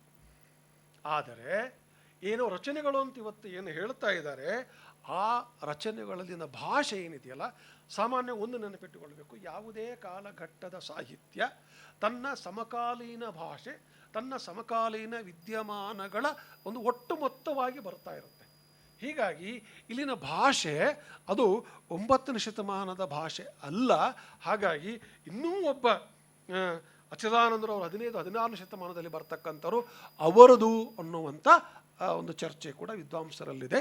ಹಾಗಾಗಿ ಇಲ್ಲಿ ಸದ್ಯದ ಮಟ್ಟಿಗೆ ಅದು ಇನ್ನೊಬ್ಬ ಅಚಲಾನಂದರು ಇರಬೇಕು. ಹಾಗೆ 9ನೇ ಶತಮಾನದ ಅಚಲಾನಂದರು ಅನ್ನುವಂಥದ್ದು ಸದ್ಯದ ಮಟ್ಟಿಗೆ ಸಂಶೋಧಕರು ಇನ್ನೂ ಅದನ್ನು ತೀರ್ಮಾನ ಮಾಡಿಲ್ಲ ಅನ್ನೋದು ನಮ್ಮ ಗಮನದಲ್ಲಿ ಇರಬೇಕು. ನಂತರ ನಮಗೆ ಕಾಣಸಿಗ್ತಕ್ಕಂಥ ನರಹರಿ ತೀರ್ಥರು, ಇವರು ಮಧ್ವಾಚಾರ್ಯರ ನೇರ ಶಿಷ್ಯರು. ಮಧ್ವಮತ ಪರಂಪರೆಯಲ್ಲಿ 3ನೇ ಯತಿಗಳಾಗಿದ್ದಂಥವರು, ಹರಿದಾಸ ಪಂಥದ ಆದ್ಯ ಪ್ರವರ್ತಕರು ಅಂಥೇಳಿ ಇವರನ್ನು ಗುರುಸಿರೋದನ್ನು ನಾವು ಕಾಣ್ತೇವೆ. ಇವರ ಮೂಲ ಹೆಸರು ಶ್ಯಾಮ ಶಾಸ್ತ್ರಿ, ಕೆಲವು ಕಡೆ ಸ್ವಾಮಿ ಶಾಸ್ತ್ರಿ ಅಂಥೇಳಿ ಕೂಡ ಅವರನ್ನು ಕರೀತಾರೆ. ಮೂಲತಃ ಒರಿಸ್ಸಾದವರು. ನೋಡಿ, ನಾನು ಆಗಲೇ ಹೇಳ್ತೇನೆ ರಾಜಕೀಯ ಕಾರಣ ಅನ್ನೋದಕ್ಕೆ ಇವರ ಒಂದು ಏನು ಜೀವಿತ ಸನ್ನಿವೇಶಗಳನ್ನು ಗಮನಿಸಿದರೆ ಹೇಗೆ ರಾಜಕೀಯ ಇಚ್ಛಾಶಕ್ತಿಗಳು ಕೂಡ ದಾಸಪಂಥದ ಸಂವರ್ಧನೆಗೆ ಏನು ಒಂದು ಅಡಿಗಲ್ಲನ್ನು ರೂಪಿಸುವಲ್ಲಿ ಸಹಾಯಕವಾದವು ಅನ್ನೋದನ್ನು ನೋಡಬೇಕು. ಅಲ್ಲಿನ ದೊರೆ ಗಜಪತಿ ಆಸ್ಥಾನದಲ್ಲಿ ಮೊದಲಿಗೆ ದಫ್ತಾರರಾಗಿದ್ದರು ಅಂತ, ಅಂದರೆ ಒಬ್ಬ ಅಧಿಕಾರಿಯಾಗಿದ್ದರು ಇವರು. ಆಮೇಲೆ ಮಧ್ವರು ಅಲ್ಲಿಗೆ ವಿಸಿಟ್ ಮಾಡಿದಾಗ, ಅಲ್ಲಿನ ಗೋದಾವರಿ ತೀರಕ್ಕೆ ಮಧ್ವರು ಹೋದಾಗ ಅವರ ಪ್ರಭಾವಕ್ಕೆ ಒಳಗಾಗಿ ಅವರಿಂದ ಸನ್ಯಾಸ ದೀಕ್ಷೆಯನ್ನು ಪಡೆದುಕೊಂಡರು. ಅದಾದ ಮೇಲೆ ಸನ್ಯಾಸ ದೀಕ್ಷೆ ಪಡೆದುಕೊಂಡ ನಂತರ ಆ ಕಳಿಂಗದ ದೊರೆ, ಅಂದರೆ ಆ ಒಡಿಸ್ಸಾದ ದೊರೆ ಗಜಪತಿ ನಿಧನವಾದಾಗ ಅಲ್ಲೊಂದು ಘಟನೆ ನಡೆಯುತ್ತೆ. ನೆಕ್ಸ್ಟ್ ಯಾರು ರಾಜನನ್ನಾಗಿ ಯಾಕಂದರೆ ಮಗ ಚಿಕ್ಕವನಿರ್ತಾನೆ, ಹುಡುಗ ಇನ್ನು. ಹಾಗಾಗಿ ಯಾರು ರಾಜನನ್ನಾಗಿ ಮಾಡಬೇಕು ಅಂತ ಹೇಳಿದಾಗ ಅಲ್ಲೊಂದು ಪಟ್ಟದಾನೆ ಕಳಿಸಿಕೊಡ್ತಾರಂತೆ. ಪಟ್ಟದಾನೆಗೆ ಹಾರ ಇಟ್ಬಿಟ್ಟು ಯಾರಿಗೆ ಆಹಾರ ಹಾಕುತ್ತೋ ಆ ಪಟ್ಟದಾನೆ ಅವರು ಈ ಕಳಿಂಗದ ದೊರೆಯಾಗಬೇಕು ಅಂಥೇಳಿ ತೀರ್ಮಾನ ಮಾಡಿ ಕಳಿಸಿದಾಗ ಆ ಆನೆ ನರಹರಿ ತೀರ್ಥರ ಕೊರಳಿಗೆ ಹಾರ ಹಾಕಿತು. ಹಾಗಾಗಿ ಇವರು ಅಲ್ಲಿ ಏನು ಅವರ ಮಗ ಪ್ರಾಯಕ್ಕೆ ಬರುವವರೆಗೂ ಕೂಡ ರಾಜ್ಯಭಾರವನ್ನು ಸಹ ನಿರ್ವಹಿಸಿದರು. ಅದಕ್ಕೆ ಆಮೇಲೆ ಕರ್ನಾಟಕಕ್ಕೆ ಬರ್ತಾರೆ. ಬರೀ ಬಂದಿದ್ದಲ್ಲೇ ಅಲ್ಲಿ ಅವರ ರಾಜ್ಯಭಾರ ನಿರ್ವಹಣೆಯ ಸಂದರ್ಭದಲ್ಲಿ ಆ ರಾಜಮನೆತನ ಇವರಿಗೆ ಸಂತುಷ್ಟಿಯಿಂದ ಒಂದು ಕಾಣಿಕೆ ನೀಡುತ್ತೆ. ಅದು ಏನು ಸೀತಾರಾಮರ ವಿಗ್ರಹ ಬಹಳ ಮುಖ್ಯವಾಗಿದ್ದು. ಆ ಸೀತಾರಾಮರ ವಿಗ್ರಹವನ್ನು ಅವರು ಉಡುಪಿ ಶ್ರೀಕೃಷ್ಣ ಮಠಕ್ಕೆ ತಂದು ಸ್ಥಾಪಿಸಿದರು ಅಂತಕ್ಕಂಥ ಪ್ರತೀತಿಯನ್ನು ಕೂಡ ಕೇಳುತ್ತೇವೆ. ಹೀಗಾಗಿ ನರಹರಿ ತೀರ್ಥರ ಬಗ್ಗೆ ವಿಶೇಷವಾದಂತಹ ಒಂದು ಗೌರವವನ್ನು ಅಥವಾ ಆ ಸ್ವರ್ಣಯುಗಕ್ಕೆ ಅಸ್ಥಿಬಾರ ಹಾಕಿ ಕೊಟ್ಟವರಲ್ಲಿ ಇವರು ಒಬ್ಬರು ಅಂತಕ್ಕಂಥದ್ದನ್ನು ಕೂಡ ನಾವು ನೆನಪಿಟ್ಟುಕೊಳ್ಳುತ್ತೆ. ಇವರ 3 ರಚನೆಗಳು ಇಲ್ಲಿ ಬಂದು ಕನ್ನಡ ಕಲಿತು ಕನ್ನಡದಲ್ಲಿ ಆ ಕೀರ್ತನೆಗಳನ್ನು ಬರೆದರು ಅಂತಕ್ಕಂಥ ಪ್ರತೀತಿ ಇದೆ. ಆದರೆ ಒಂದು ಸಣ್ಣ ಗೊಂದಲ ಏನಪ್ಪ ಅಂತ ಹೇಳಿದ್ರೆ, ಇವರ ಅಂಕಿತಗಳೇನಿದ್ದಾವೆ ಕೀರ್ತನೆಗಳು 3 ಕೂಡ ಭಿನ್ನವಾಗಿದೆ, ಒಂದೇ ಅಂಕಿತಗಳಿಲ್ಲ. ಒಂದು ಕಡೆಗೆ ರಘುಪತಿ ಅಂತ ಕರೀತಾರೆ, ಇನ್ನೊಂದು ಕಡೆಗೆ ನರಹರಿ ಅನ್ನುವಂಥ ಒಂದು ಕರೆ ಇರೋದನ್ನು ನಾವಲ್ಲಿ ನೋಡುತ್ತೇವೆ. ಎಂತು ಮರುಳಾದೆ ನಾನೆಂತು ಮರುಳಾದೆ ಎಂತು ಮರುಳಾದೆ ಭವದೊಳು ಬಳಲಿದೆ ಸಂತತ ಪೊರೆ ರಘುಕುಲ ತಿಲಕ ಅನ್ನುವಂಥದ್ದು ಒಂದು ಕೀರ್ತನೆ ನರಹರಿ ತೀರ್ಥರದು. ಇನ್ನೊಂದು ಕೀರ್ತನೆ ಕರ್ಮಕ್ಕೆ 1 ಕಾಸು 1000 ಹೊನ್ನು, ಧರ್ಮಕ್ಕೆ 1 ಕೋಟಿ ಹೊನ್ನು ಒಂದೇ ಕಾಸು ಅಂತೇಳಿ ಹೇಳುವಂಥದ್ದು ಮತ್ತೊಂದು ಕೀರ್ತನೆ. ಇನ್ನೊಂದು ಹಾಡು ಬಹಳ ಚೆನ್ನಾಗಿದೆ. ಹರಿಯೇ ಇದು ಸರಿಯೇ, ಚರಣ ಸೇವಕನು ಕರುಣೆ ಬಾರದ್ಯಾಕೆ, ಪತಿತನೆಂದು ನೀ ಪ್ರತಿಪತಿ ರಕ್ಷಿಸದಿದ್ದರೆ ಹಿತವಾಹದೇ ನಿನ್ನ ಪತಿಪಾವನ ಕೀರ್ತಿ ಅನ್ನುವಂಥ 3 ರಚನೆಗಳಿವೆ. ಆದರೆ ಆಗಲೇ ಹೇಳಿದಂತೆ 3 ರಚನೆಗಳಲ್ಲೂ ಕೂಡ ಅಂಕಿತ ನಾಮಗಳು ಭಿನ್ನವಾಗಿರೋದರಿಂದ ಸಂಶೋಧಕರು ಇವರನ್ನೇ ಆದ್ಯ ಪ್ರವರ್ತಕರು ಅಂತೇಳಿ ಏನು ತೀರ್ಮಾನ ಮಾಡೋದ್ರಲ್ಲಿ ಒಂದು ಸ್ವಲ್ಪ ಇನ್ನೂ ಅವರು ನಿಶ್ಚಿತವಾದಂಥ ನಿರ್ಧಾರಕ್ಕೆ ಬಂದಿಲ್ಲ ಅನ್ನೋದನ್ನು ಕೂಡ ನಾವು ಗಮನದಲ್ಲಿ ಇಟ್ಕೊಳ್ಬೇಕು. ನಂತರ ನಾವು ಗಮನಿಸಬೇಕಾಗಿರ್ತಕ್ಕಂಥದ್ದು ಶ್ರೀಪಾದರಾಯರು. ಚನ್ನಪಟ್ಟಣದ ಬಳಿ, ನಮ್ಮ ಇಲ್ಲಿನ ಹತ್ತಿರದ ಚನ್ನಪಟ್ಟಣ ಅಬ್ಬಲೂರಿನವರು. ಅಲ್ಲಿನ ಲಕ್ಷ್ಮೀನಾರಾಯಣ ಮತ್ತು ಲಕ್ಷ್ಮೀನಾರಾಯಣ ಅವರ ಮೂಲ ಹೆಸರು, ತಂದೆ ಶೇಷಗಿರಿ ರಾಯರು, ತಾಯಿ ಗಿರಿಯಮ್ಮ. ರಂಗವಿಠಲ ಅನ್ನೋದು ಇವರ ಅಂಕಿತ ನಾಮ. ಇವರು ಕರ್ನಾಟಕದ ಮುಳುಬಾಗಿಲಿನಲ್ಲಿ ನೃಸಿಂಹ ಕ್ಷೇತ್ರ ಅಂತಂದೇಳಿ ಅದನ್ನು ಸ್ಥಾಪನೆ ಮಾಡಿದ್ರು. ಇವತ್ತು ಬಹಳ ಅತ್ಯಂತ ಯಾತ್ರಾ ಸ್ಥಳ, ಜೊತೆಗೆ ಅದು ಅತ್ಯಂತ ಏನು ಭಕ್ತರ ಒಂದು ಪ್ರೀತಿಯ ಸ್ಥಳವೂ ಆಗಿ ಇವತ್ತು ಜನಮನ್ನಣೆ ಪಡೆದುಕೊಂಡಿರೋದು ನಮ್ಮ ಗಮನದಲ್ಲಿದೆ. ಇನ್ನು ವಿಜಯನಗರದ ಅರಸ ಸಾಳುವ ನರಸಿಂಹನ ರಾಜಗುರುಗಳಾಗಿದ್ದರು ಅನ್ನೋದು ನಾನಾಗಲೇ ಹೇಳಿದ್ದೇನೆ. ಹೀಗಾಗಿ ಅಲ್ಲಿ ಅವರ ಆ ಪ್ರಭಾವಳಿಯು ಕೂಡ ಈ ದಾಸಪಂಥದ ಒಂದು ಭದ್ರತೆಗೆ ಕಾರಣವಾಯಿತು ಅನ್ನೋದನ್ನು. ಇವರು ತಮಿಳು ಗೀತ ಪ್ರಬಂಧಗಳ ಮಾದರಿಯಲ್ಲಿ ತಮ್ಮ ರಚನೆಗಳನ್ನು ಮಾಡಿದರು ಅಂತ. ಏನು ಆ ಮಾದರಿ ಅಂತ ಹೇಳಿದ್ರೆ ಅದನ್ನು ಇಯಲ್ ಮತ್ತು ಇಶೈ ಅಂತ ಕರೀತಾರೆ. ಈ ಇಯಲ್ ಅಂತ ಹೇಳಿದರೆ ಈ ವೇದ ಮಂತ್ರಗಳ ಶೈಲಿಯಲ್ಲಿ ಹೇಳುವಂತಹ ರಚನೆಗಳು, ಗರ್ಭಗುಡಿಯ ಒಳಗೆ ಹೇಳತಕ್ಕಂಥವು ವೇದ ಮಂತ್ರಗಳ ಹಾಗೆ ಹೇಳುವಂಥದ್ದು, ಅದು ಒಂದು ಬಗೆದು. ಇನ್ನೊಂದು ಇಶೈ ಎನ್ನುವಂಥದ್ದು ದೇಗುಲದ ಹೊರಗೆ ಸಂಗೀತದೊಂದಿಗೆ ಹಾಡುವಂತಹ, ಸಮ್ಮಿಳಿಸಿ ಜನಸಾಮಾನ್ಯರ ಎದುರಿಗೆ ಹಾಡುವಂತಹ ರಚನೆಗಳು. ಆ 2 ಬಗೆಯ ಮಾದರಿಗಳನ್ನು ಅವರು ರಚನೆ ಮಾಡಿದರು ಅನ್ನೋದರ ಬಗ್ಗೆ ನಮಗೆ ದಾಖಲೆಗಳೇ ಇದ್ದಾವೆ. ವಾಸುದೇವನೇ ನಿನ್ನ ದಾಸರ ದಾಸ್ಯವ ಕೊಡುವಂಥ ಬೇಡಿರುವಂಥ ತೀರ್ಥರವರು. ತುಂಬ ವಿಶಾಲವಾದಂಥ ದೃಷ್ಟಿಕೋನವನ್ನು ಹೊಂದಿರತಕ್ಕಂಥವರು. ಇನ್ನು ಇವರ ವೈವಿಧ್ಯಮಯ ಕೃತಿಗಳಿದ್ದಾವೆ. ಭ್ರಮರಾಗೀತೆ, ಮಧ್ವನಾಮ, ವ್ಯಾಸಕೃತ ಭಗವದ್ಗೀತೆಯ ಅರ್ಥಗಳು, ನಂತರ ದಶಾವತಾರದ ಗಾಥೆಗಳನ್ನು ಒಳಗೊಂಡಿರುವಂಥ ರಚನೆಗಳಿದ್ದಾವೆ. ಭಾಗವತದ ಮಾದರಿಯ ಕಥನೆಗಳಿದ್ದಾವೆ, ಕೀರ್ತನೆ ಇತ್ಯಾದಿಗಳೆಲ್ಲವೂ ಕೂಡ ಇವರಲ್ಲಿ ರಚನೆಯಾಗಿರೋದನ್ನು ನಾವು ಗಮನಿಸಬಹುದು. ಇನ್ನು ನಂತರದಲ್ಲಿ ನಾವು ಗಮನಿಸಬೇಕಾಗಿರ್ತಕ್ಕಂಥದ್ದು ಶ್ರೀವ್ಯಾಸರಾಯರು. ಬಹುಶಃ ಶ್ರೀವ್ಯಾಸರಾಯರ ಬಗ್ಗೆನೇ ಮಾತನಾಡೋದಕ್ಕೇ ಒಂದು ವಾರ ಸೆಷನ್ ಇಟ್ಟರೆ ಸರಿ ಅಂತೇನೋ. ನಾವು ಏನು ವಚನಕಾರರಲ್ಲಿ ಅಲ್ಲಮ್ಮ, ಬಸವಣ್ಣನ ಅಂತ ಇತ್ಯಾದಿ ಯಾರನ್ನು ಮೇನ್ ಸ್ಟ್ರೀಮ್ನಲ್ಲಿ ಕಾಣುತ್ತೇವೋ ಆ ಎಲ್ಲ ಸ್ಟ್ರೀಮ್ಗಳ ಸ್ಟ್ರೀಮರ್ ಆಗಿ ವ್ಯಾಸರಾಯರು ಕಾಣಿಸಿಕೊಳ್ತಾರೆ. ಬಹುಶಃ ವ್ಯಾಸರಾಯರಂತ ಒಬ್ಬರು ಇಲ್ಲದೇ ಇದ್ದರೆ, ಬರದೇ ಹೋಗಿದ್ದರೆ ಆ ಕಾಲಘಟ್ಟದಲ್ಲಿ ದಾಸಪಂಥ ಇಷ್ಟರ ಮಟ್ಟಿಗಿನ ವೈವಿಧ್ಯತೆಯನ್ನಾಗಲಿ ಅಥವಾ ಈ ವೈಷ್ಣವ ಧರ್ಮ ಅಥವಾ ಒಟ್ಟಾರೆ ನಾವು ಯಾವುದನ್ನು ವೈದಿಕ ಅಥವಾ ಹಿಂದೂ ಧರ್ಮ ಅಂತ ಕರಿತೇವೆ, ಬಹುಶಃ ಇಷ್ಟರ ಮಟ್ಟಿಗೆ ಪ್ರೋಜ್ವಲತೆಯನ್ನು ಉಳಿಸಿಕೊಡೋದಕ್ಕೆ ಆಗ್ತಾ ಇರಲಿಲ್ಲೇನೋ ಅಂತ ಅನಿಸುತ್ತೆ ನಮಗೆ. ಅಷ್ಟು ಇಡೀ ತಮ್ಮ ಅವರು ಶತಾಯುಷಿಗಳಾಗಿದ್ದರು ಅಂತ ಕೆಲವರು ಹೇಳ್ತಾರೆ. ಇಲ್ಲ, ಕೆಲವರು ಇಲ್ಲ 90 ವರ್ಷದ ಹತ್ರ ಇದು. ಎಷ್ಟು ವರ್ಷ ಇದ್ದರೂ ಅಷ್ಟೂ ವರ್ಷಗಳ ಕಾಲ ಬಹುಶಃ ಬಾಲ್ಯದ ಒಂದು 10-12 ವರ್ಷಗಳನ್ನು ಮೈನರ್ಸ್ ಮಾಡೋದು ಬಿಟ್ಟರೆ ಇನ್ನು ಎಷ್ಟಿದ್ರು ಅಷ್ಟೂ ವರ್ಷಗಳ ಕಾಲ ಅವರ ಉಸಿರು ಈ ಏನು ಪರಂಪರೆಗೆ ಅದು ಅಂಕಿತವಾಗಿತ್ತು ಅನ್ನೋದನ್ನು ನಾವು ನೆನೆಸ್ಕೊಂಡಾಗ ನಿಜವಾಗಲೂ ಕೂಡ ಭಾಳ ಆಶ್ಚರ್ಯ ಅನಿಸುತ್ತೆ. ಕಲ್ಪನೆ ಮಾಡಿಕೊಳ್ಳೋಕ್ಕಾಗೋದಿಲ್ಲ. ನಾನು ಅವ್ರ ಕಾಲಘಟ್ಟದಲ್ಲಿ ಹಾಕಿದ್ದೇನೆ 1447ರಿಂದ 1539, ಬಟ್ ಅದರ ಬಗ್ಗೆ ಗೊಂದಲಗಳಿದ್ದಾವೆ. ಇಲ್ಲ ಅವ್ರು 100 ವರ್ಷ ಇದ್ದರು ಅಂತ. ಹಾಗೆ 100 ವರ್ಷ ಅಂದ ತಕ್ಷಣ ನಮಗೆ 1547 ದಾಟಬೇಕು. ಇಲ್ಲ ಅಂತಂದೇಳಿ ಕೆಲವು 97 ವರ್ಷ ಆಗುತ್ತೆ ಅಲ್ಲಿಗೆ. ಇಲ್ಲ ಅಂತ ಕೇಳಿದ್ರು. ಅದೇನೇ ಇರಲಿ ನೋಡಿ, ನಾನು ಆಗಲೇ ಹೇಳಿದೆ ಇವರಿಗೆ ರಾಜಾಶ್ರಯ ಸಿಕ್ಕಿದ್ದು ಎಷ್ಟು ಅದ್ಭುತವಾಗಿರ್ತಕ್ಕಂಥ. ನೋಡಿ, ರಾಜಾಶ್ರಯ ಅನ್ನೋದಕ್ಕಿಂತ ಹೆಚ್ಚಿಗೆ ನಮಗೇನು ಇಡೀ ಹಿಂದೂ ಸಾಮ್ರಾಜ್ಯದ ಅಥವಾ ಭಾರತೀಯ ಅರಸೊತ್ತಿಗೆಗಳಲ್ಲಿ ಒಂದು ವೈಭವಪೂರ್ಣವಾದಂಥ ಚಿನ್ನದ ತುಲಾಭಾರವನ್ನು ಇಟ್ಟುಕೊಂಡು ಅಥವಾ ಆದಿ ಬೀದಿಗಳೆಲ್ಲ ಮುತ್ತು ರತ್ನಗಳನ್ನು ವ್ಯಾಪಾರ ಮಾಡ್ತಾ ಇದ್ದಂಥ ಸಾಮ್ರಾಜ್ಯ ಕಟ್ಟಿದಂಥ ಶ್ರೀಕೃಷ್ಣದೇವರಾಯ ಅಂತ ನಾವು ಕೇಳ್ತೀವಲ್ಲ, ಅಂಥ ಕೃಷ್ಣದೇವರಾಯನಿಗೆ ಒಂದು ಕಂಟಕ ಬರುತ್ತೆ. ಕುಹುಯೋಗ ಅಂತ ಕರೀತಾರೆ ಅದನ್ನು. ಜಾತಕದ ಪ್ರಕಾರ ಆ ಸಂದರ್ಭದಲ್ಲಿ ರಾಜ್ಯದ ಅಧಿಕಾರ ಯಾರು ವಹಿಸಿರ್ತಾರೋ ಅವರಿಗೆ ವಿಘ್ನಗಳು ಅಥವಾ ಅವ್ರ ಜೀವಕ್ಕೆ ಅಪಾಯ ಅನ್ನೋ ಸನ್ನಿವೇಶಗಳು ನಿರ್ಮಾಣ ಆಗಿಬಿಟ್ಟಿರ್ತವೆ. ಯಾರು ಆತನ ತಗೊಳ್ಬೇಕು? ವಿಷ ತಗೊಳ್ಳೋಕೆ ಯಾರೇ ಸ್ವಾಮಿ ತಯಾರಿರ್ತಾರೆ ಅಲ್ವಾ? ಆದರೆ ಅಂಥ ಸಂದರ್ಭದಲ್ಲಿ ವ್ಯಾಸರಾಯರು ನಾನು ತಗೋತೀನಿ ಅಂತ ಹೇಳ್ತಾರೆ. ಹಾಗಾಗಿ ಕುಹುಯೋಗದ ಅಪಾಯದಿಂದ ಶ್ರೀಕೃಷ್ಣ ದೇವರಾಯನನ್ನು ಪಾರು ಮಾಡಿದಂತಹ ಯತಿರಾಜರು ಅಥವಾ ಯತಿವರ್ಯರು ಶ್ರೀ ವ್ಯಾಸರಾಯರು. ಅದಕ್ಕೆ ಕೃತಜ್ಞತಾಪೂರ್ವಕವಾಗಿ ಶ್ರೀಕೃಷ್ಣ ದೇವರಾಯ ಅವರ ಹೆಸರಿನಲ್ಲಿ ಏನೇನು ಕೊಡುಗೆಗಳನ್ನು ನಿರ್ಮಾಣ ಮಾಡಿದ ಅಂತ ಹೇಳೋದು ಅದೇ ಒಂದು ದೊಡ್ಡ ದಾಖಲೆ ನಮಗೆ. ಅಲ್ಲಿ ವಿಜಯನಗರದಲ್ಲಿ ಅವರು ಲೋಕಪಾವನ ಮಠವನ್ನು ಆರಂಭಿಸಿ ಅದನ್ನೊಂದು ವಿದ್ಯಾ ಕೇಂದ್ರವನ್ನಾಗಿ ಮಾಡ್ತಾರೆ. ಬರೀ ಅಷ್ಟೇ ಅಲ್ಲ, ಕಾಶಿ, ಕುಂಭಕೋಣ, ಉಡುಪಿ, ಬಂಗಾಳ, ಹರಿದ್ವಾರ, ಕಂಚಿ, ಮುಳುಬಾಗಿಲು ಹೀಗೆ ಒಟ್ಟು 8 ಕಡೆಗಳಲ್ಲಿ ಅದರ ಶಾಖಾ ವಿದ್ಯಾಪೀಠಗಳನ್ನು ಶ್ರೀ ವ್ಯಾಸರಾಯರು ನಿರ್ಮಾಣ ಮಾಡ್ತಾರೆ. ಅವರು ಬರೇ ಸಾಹಿತ್ಯದಷ್ಟೇ ಇಲ್ಲ, ಒಬ್ಬ ಯತಿ.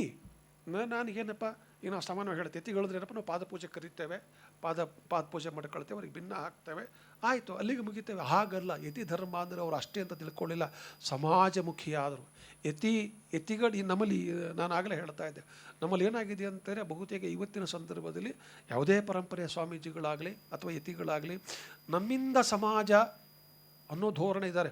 ಸಮಾಜದಿಂದ ನಾವು ಅನ್ನುವಂಥ ಭಾವಗಳು ಇದ್ದಿದ್ದು ಬಹಳ ಎಲ್ಲಿದ್ದಾರೋ ಗೊತ್ತಿಲ್ಲ ನನಗೆ.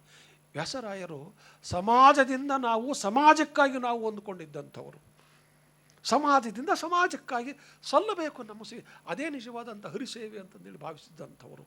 ಆ ಕಾರಣಕ್ಕಾಗಿ ಅವರು ನೋಡಿ ಲೋಕೋಪಯೋಗಿ ಕಾರ್ಯಗಳ ನಿರ್ಮಾಣ ಮಾಡ್ತಾರೆ. ಎಷ್ಟೊಂದು ವಿಶಾಲ ಹೃದಯಗಳು. ಅದಕ್ಕೆ ಒಂದು ಸಣ್ಣ ಉದಾಹರಣೆ ನಮಗೆ ಸಿಗುತ್ತೆ. ಅಲ್ಲಿ ಅವರು ಕಂದಕೂರು, ಮದನಪಲ್ಲಿ, ಆಂಧ್ರದ ಮದನಪಲ್ಲಿಯ ಕಂದಕೂರು ಅನ್ನುವಂಥಲ್ಲಿ ಒಂದು ಕೆರೆ ಕಟ್ತಿರಬೇಕಾದ್ರೆ, ಕೆರೆ ಕಟ್ಟಡ ಮುಗಿಯುತ್ತೆ, ಕೆರೆ ಉದ್ಘಾಟನೆ ಮಾಡಬೇಕು. ಯಾರು ಉದ್ಘಾಟನೆ ಮಾಡಬೇಕು? ಇವತ್ತಾದರೆ ಮಿನಿಸ್ಟ್ರು, ಪ್ರೋಟೋಕಾಲು, ಆಮೇಲೆ ಅವ್ರ ಫ್ಲೆಕ್ಸ್ನಾಗ ಅವ್ರ ಫೋಟೋ ಇರಬೇಕು, ಮತ್ತೊಂದು ಇರಬೇಕು, ಎಲ್ಲೂ ತಪ್ಪಾಗಂಗಿಲ್ಲ. ಎಷ್ಟು ಹೊಡೆದಾಡ್ತೀವಿ ನಾವು. ಆದರೆ ಸ್ವಯಂ ಯತಿಗಳು ಅಲ್ಲಿ ಆ ಏನು ಗಾರೆ ಕೆಲಸ ಮಾಡ್ತಿರ್ತಾರಲ್ಲ, ಕೂಲಿ ಕೆಲಸ ಮಾಡ್ತಿರ್ತಾರಲ್ಲ, ಆ ಕೂಲಿ ಕೆಲಸ ಮಾಡೋರ ಕಡೆಯಿಂದ ಉದ್ಘಾಟನೆ ಮಾಡಿಸ್ತಾರೆ. ಎಲ್ಲಿರೇ ಕಾಣ್ತೀವಿ ನಾವು ಅಂಥ ದೃಷ್ಟಿಕೋನವನ್ನು. ಬಹುಶಃ ಆ ಮಟ್ಟದ ಒಂದು ಹೃದಯ ವಿಶಾಲತೆ ಕಾಣಬಹುದಾ ನಾವು ಯತಿಗಳಲ್ಲಿ? ಇವತ್ತು ನಾನು ಯಾವುದೇ ಒಬ್ಬ ಯತಿಗಳನ್ನು ಕರೆದ್ರೆ ಇವತ್ತು ಸಂದರ್ಭ ಹೇಗಿದೆ ಅಂತಾರೆ, ನಾನು ಬಂದರೆ ಉಳಿದಂಥ ಸ್ವಾಮಿಗಳಿಗಿಂತ ನನ್ನೊಂದು ಅಡಿ ಸಿಂಹಾಸನ ಜಾಸ್ತಿ ಎತ್ತರದಲ್ಲಿರಬೇಕು, ಕುರ್ಚಿ ಜಾಸ್ತಿ ಇರಬೇಕು ಅಂತಾರೆ. ಆದರೆ ಅವ್ರ ಒಬ್ಬ ಕೂಲಿ ಕೆಲಸ ಮಾಡೋನು ಕರೆದುಬಿಟ್ಟು ಉದ್ಘಾಟನೆ ಮಾಡಿಸ್ತಾರೆ. ಇನ್ನು ಆ ಕಾರಣಕ್ಕಾಗಿ ಇವ್ರ ಹೆಸರಲ್ಲೇ ಒಂದು ವ್ಯಾಸ ಸಮುದ್ರ ಅಂದರೆ ಕೆರೆಯನ್ನು ಕಟ್ಟಿಸ್ತಾನೆ ಶ್ರೀಕೃಷ್ಣ ದೇವರಾಯ.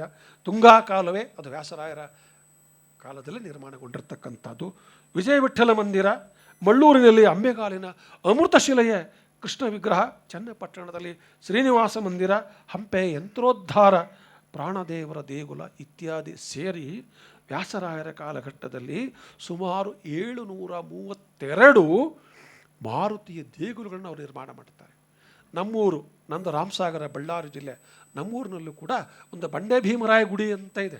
ನನಗೆ ಆಶ್ಚರ್ಯ, ಬಂಡೆ ಭೀಮರಾಯ ಅಂತ ಯಾಕೆ ಇಟ್ಟರು ಅಂತ. ಅಲ್ಲಿ ಇದೇ ವ್ಯಾಸ ತೀರ್ಥರು ಸ್ಥಾಪನೆ ಮಾಡಿರುವಂಥ ಪ್ರಾಣದೇವರ ಪ್ರಾಣದೇವರ ದೇಗುಲ ಇದೆ. ಅನೇಕ ಆ ರೀತಿ ಹಳ್ಳಿಗಳಲ್ಲೆಲ್ಲ ಇದ್ದಾವೆ. ಅಷ್ಟರ ಮಟ್ಟಿಗೆ ತಮ್ಮನ್ನು ತಾವು ತೊಡಗಿಸಿಕೊಂಡಿರ್ತಕ್ಕಂಥವ್ರು. ಇನ್ನು ವ್ಯಾಸಪೀಠ ದಾಸಪೀಠಗಳ ರಚನೆ ಯಾಕೆ ಈ ಪೀಠಗಳಲ್ಲಿ ಯಾಕೆ ತಾರತಮ್ಯ ಮಾಡಿದರು ಅಂತ ಹೇಳಿದ್ರೆ, ಆಗ ಅನಿವಾರ್ಯತೆ ಏನಂದ್ರೆ, ಸಂಸ್ಕೃತ ಪಂಡಿತರು ಇದ್ರಲ್ಲ ಅವರೇ ಇಲ್ಲ ಅವ್ರೇನ್ರಿ ಏನು ಕನ್ನಡ ಅದು ಅಂಥೇಳಿ ಪಾಮರರ ಭಾಷೆಯನ್ನು ಒಪ್ಪದೇ ಇರುವಂಥ ಪಂಡಿತ ಮಂಡಳಿಗಳು ಈಗಲೂ ಇದ್ದಾರೆ, ಇಲ್ಲ ಅಂತೇನಿಲ್ಲ. ಹಾಗಾಗಿ ವ್ಯಾಸರಾಯರಿಗೆ ಏನಾಗಬೇಕಿತ್ತು ಅಂತ ಹೇಳಿದ್ರೆ, ಮುಖ್ಯವಾಗಿ ಧರ್ಮವನ್ನು, ಎರಡೂ ಭಾಷೆಗಳನ್ನು, ಎರಡೂ ಜ್ಞಾನವನ್ನು, ಎರಡೂ ಮಾರ್ಗಗಳನ್ನು ಬಳಸಿಕೊಂಡು ಉಳಿಸಬೇಕಾದಂಥ ಅನಿವಾರ್ಯತೆ ಅವರಿಗಿತ್ತು. ಯಜಮಾನನಿಗೆ ಗೊತ್ತಿರುತ್ತೆ ಹೆಂಗೆ ಸೇವೆ ಮಾಡಬೇಕು ಅಂತ. ಇವು ನಾವು ಉಳಿದೆಲ್ಲ ಹಾರಾಡುತ್ತೆ, ನಮ್ಮ ಎಕ್ಸಿಸ್ಟೆನ್ಸ್ ಅಷ್ಟೇ ಪ್ರಶ್ನೆ. ನನಗೆ ಕರೆದಿಲ್ಲ, ನನಗದು ಮಾಡಿಲ್ಲ, ನನಗಿದು ಮಾಡಿಲ್ಲ, ನಾನು ಗ್ರೇಟು, ಅವ್ನು ಗ್ರೇಟು. ನಿಜವಾದ ಯಜಮಾನಕ್ಕೆ ದೂರದೃಷ್ಟಿ ಇಟ್ಕೊಂಡಿರ್ತಕ್ಕಂಥವ್ರಿಗೆ ಅದು ಯಾವುದೂ ಮುಖ್ಯ ಅಲ್ಲ. ಅಪ್ಪ ನೀನು ಬಾ, ನೀನು ಬಾ, ನೀನು ಬಾ ಅಂತ ಕರೀತಾರೆ ವ್ಯಾಸರಾಯರು. ಹಾಗಾಗಿ ಒಂದು ಕಡೆ ವ್ಯಾಸಕೂಟ ಅಂತ ಕರೆದಿದ್ದು ಸಂಸ್ಕೃತ ಪಂಡಿತರ ಜೊತೆಗೆ ತಗೊಂಡೇ ಸಂಸ್ಕೃತ ಸಾಹಿತ್ಯವನ್ನು ಸರಳೀಕರಿಸುವಂತಹ ಭಾಷ್ಯಗಳನ್ನು ರಚನೆ ಮಾಡುವಂಥ, ವ್ಯಾಖ್ಯಾನಗಳನ್ನು ಒಳಗೊಂಡ ಕೃತಿಗಳನ್ನು ರಚನೆ ಮಾಡುವಂಥ ಒಂದು ಪ್ರವೃತ್ತಿಗೆ ಚಾಲನೆ ಕೊಟ್ಟರೆ, ಇನ್ನೊಂದು ಕಡೆಗೆ ದೇಶಿ ಭಾಷೆಗಳನ್ನು ಕೂಡ ದೇವ ಭಾಷೆಗಳಂತೆ ಪೋಷಣೆ ಮಾಡ್ತಾ ಬಂದಂಥವ್ರು. ಇಲ್ಲದಿದ್ದರೆ ಪುರಂದರ ದಾಸರ ರಚನೆಗಳನ್ನು ಅವ್ರು ಏನಂತ ಕರೆದ್ರು? ಪುರಂದರೋಪನಿಷತ್ ಅಂತ ಕರೆದ್ರು. ಯಾರಾದರೂ ಒಬ್ಬ ಗುರುಗಳು ತಮ್ಮ ಶಿಷ್ಯನ ರಚನೆಗಳನ್ನು ಉಪನಿಷತ್ತು ಅಂತ ಕರೆದಿದ್ದರೆ ಅದಕ್ಕೆ ಸಾಕ್ಷಿ ಇದು ಶ್ರೀ ವ್ಯಾಸರಾಯರು ಮಾತ್ರ. ಅಂದರೆ ಅಷ್ಟರ ಮಟ್ಟಿಗೆ ಅವರ ವಿಶಾಲತೆ, ಅವರ ದೂರದೃಷ್ಟಿ, ಭವಿತವ್ಯದ ಧರ್ಮದ ಉಳಿವಿನ ಬಗೆಗೆ ಇದ್ದಂಥ ಎಚ್ಚರಗಳು ಹೇಗೆ ಕೆಲಸ ಮಾಡ್ತಾ ಇದ್ವು ಅನ್ನೋದನ್ನು ನಾವು ಇಲ್ಲಿ ಗಮನಿಸಬೇಕು. ಇನ್ನೊಂದು ಬಹಳ ಗಂಭೀರವಾಗಿ ಅಥವಾ ಭಾಳ ನಮಗೆ ಗಮನದಲ್ಲಿರಬೇಕಾದಂಥ ಅಂಶ ಅಂತ ಹೇಳಿದ್ರೆ, ಉತ್ತರ ಭಾರತದಲ್ಲೂ ಕೂಡ ಇವರು ಶಿಷ್ಯರಾಗಿದ್ದರು.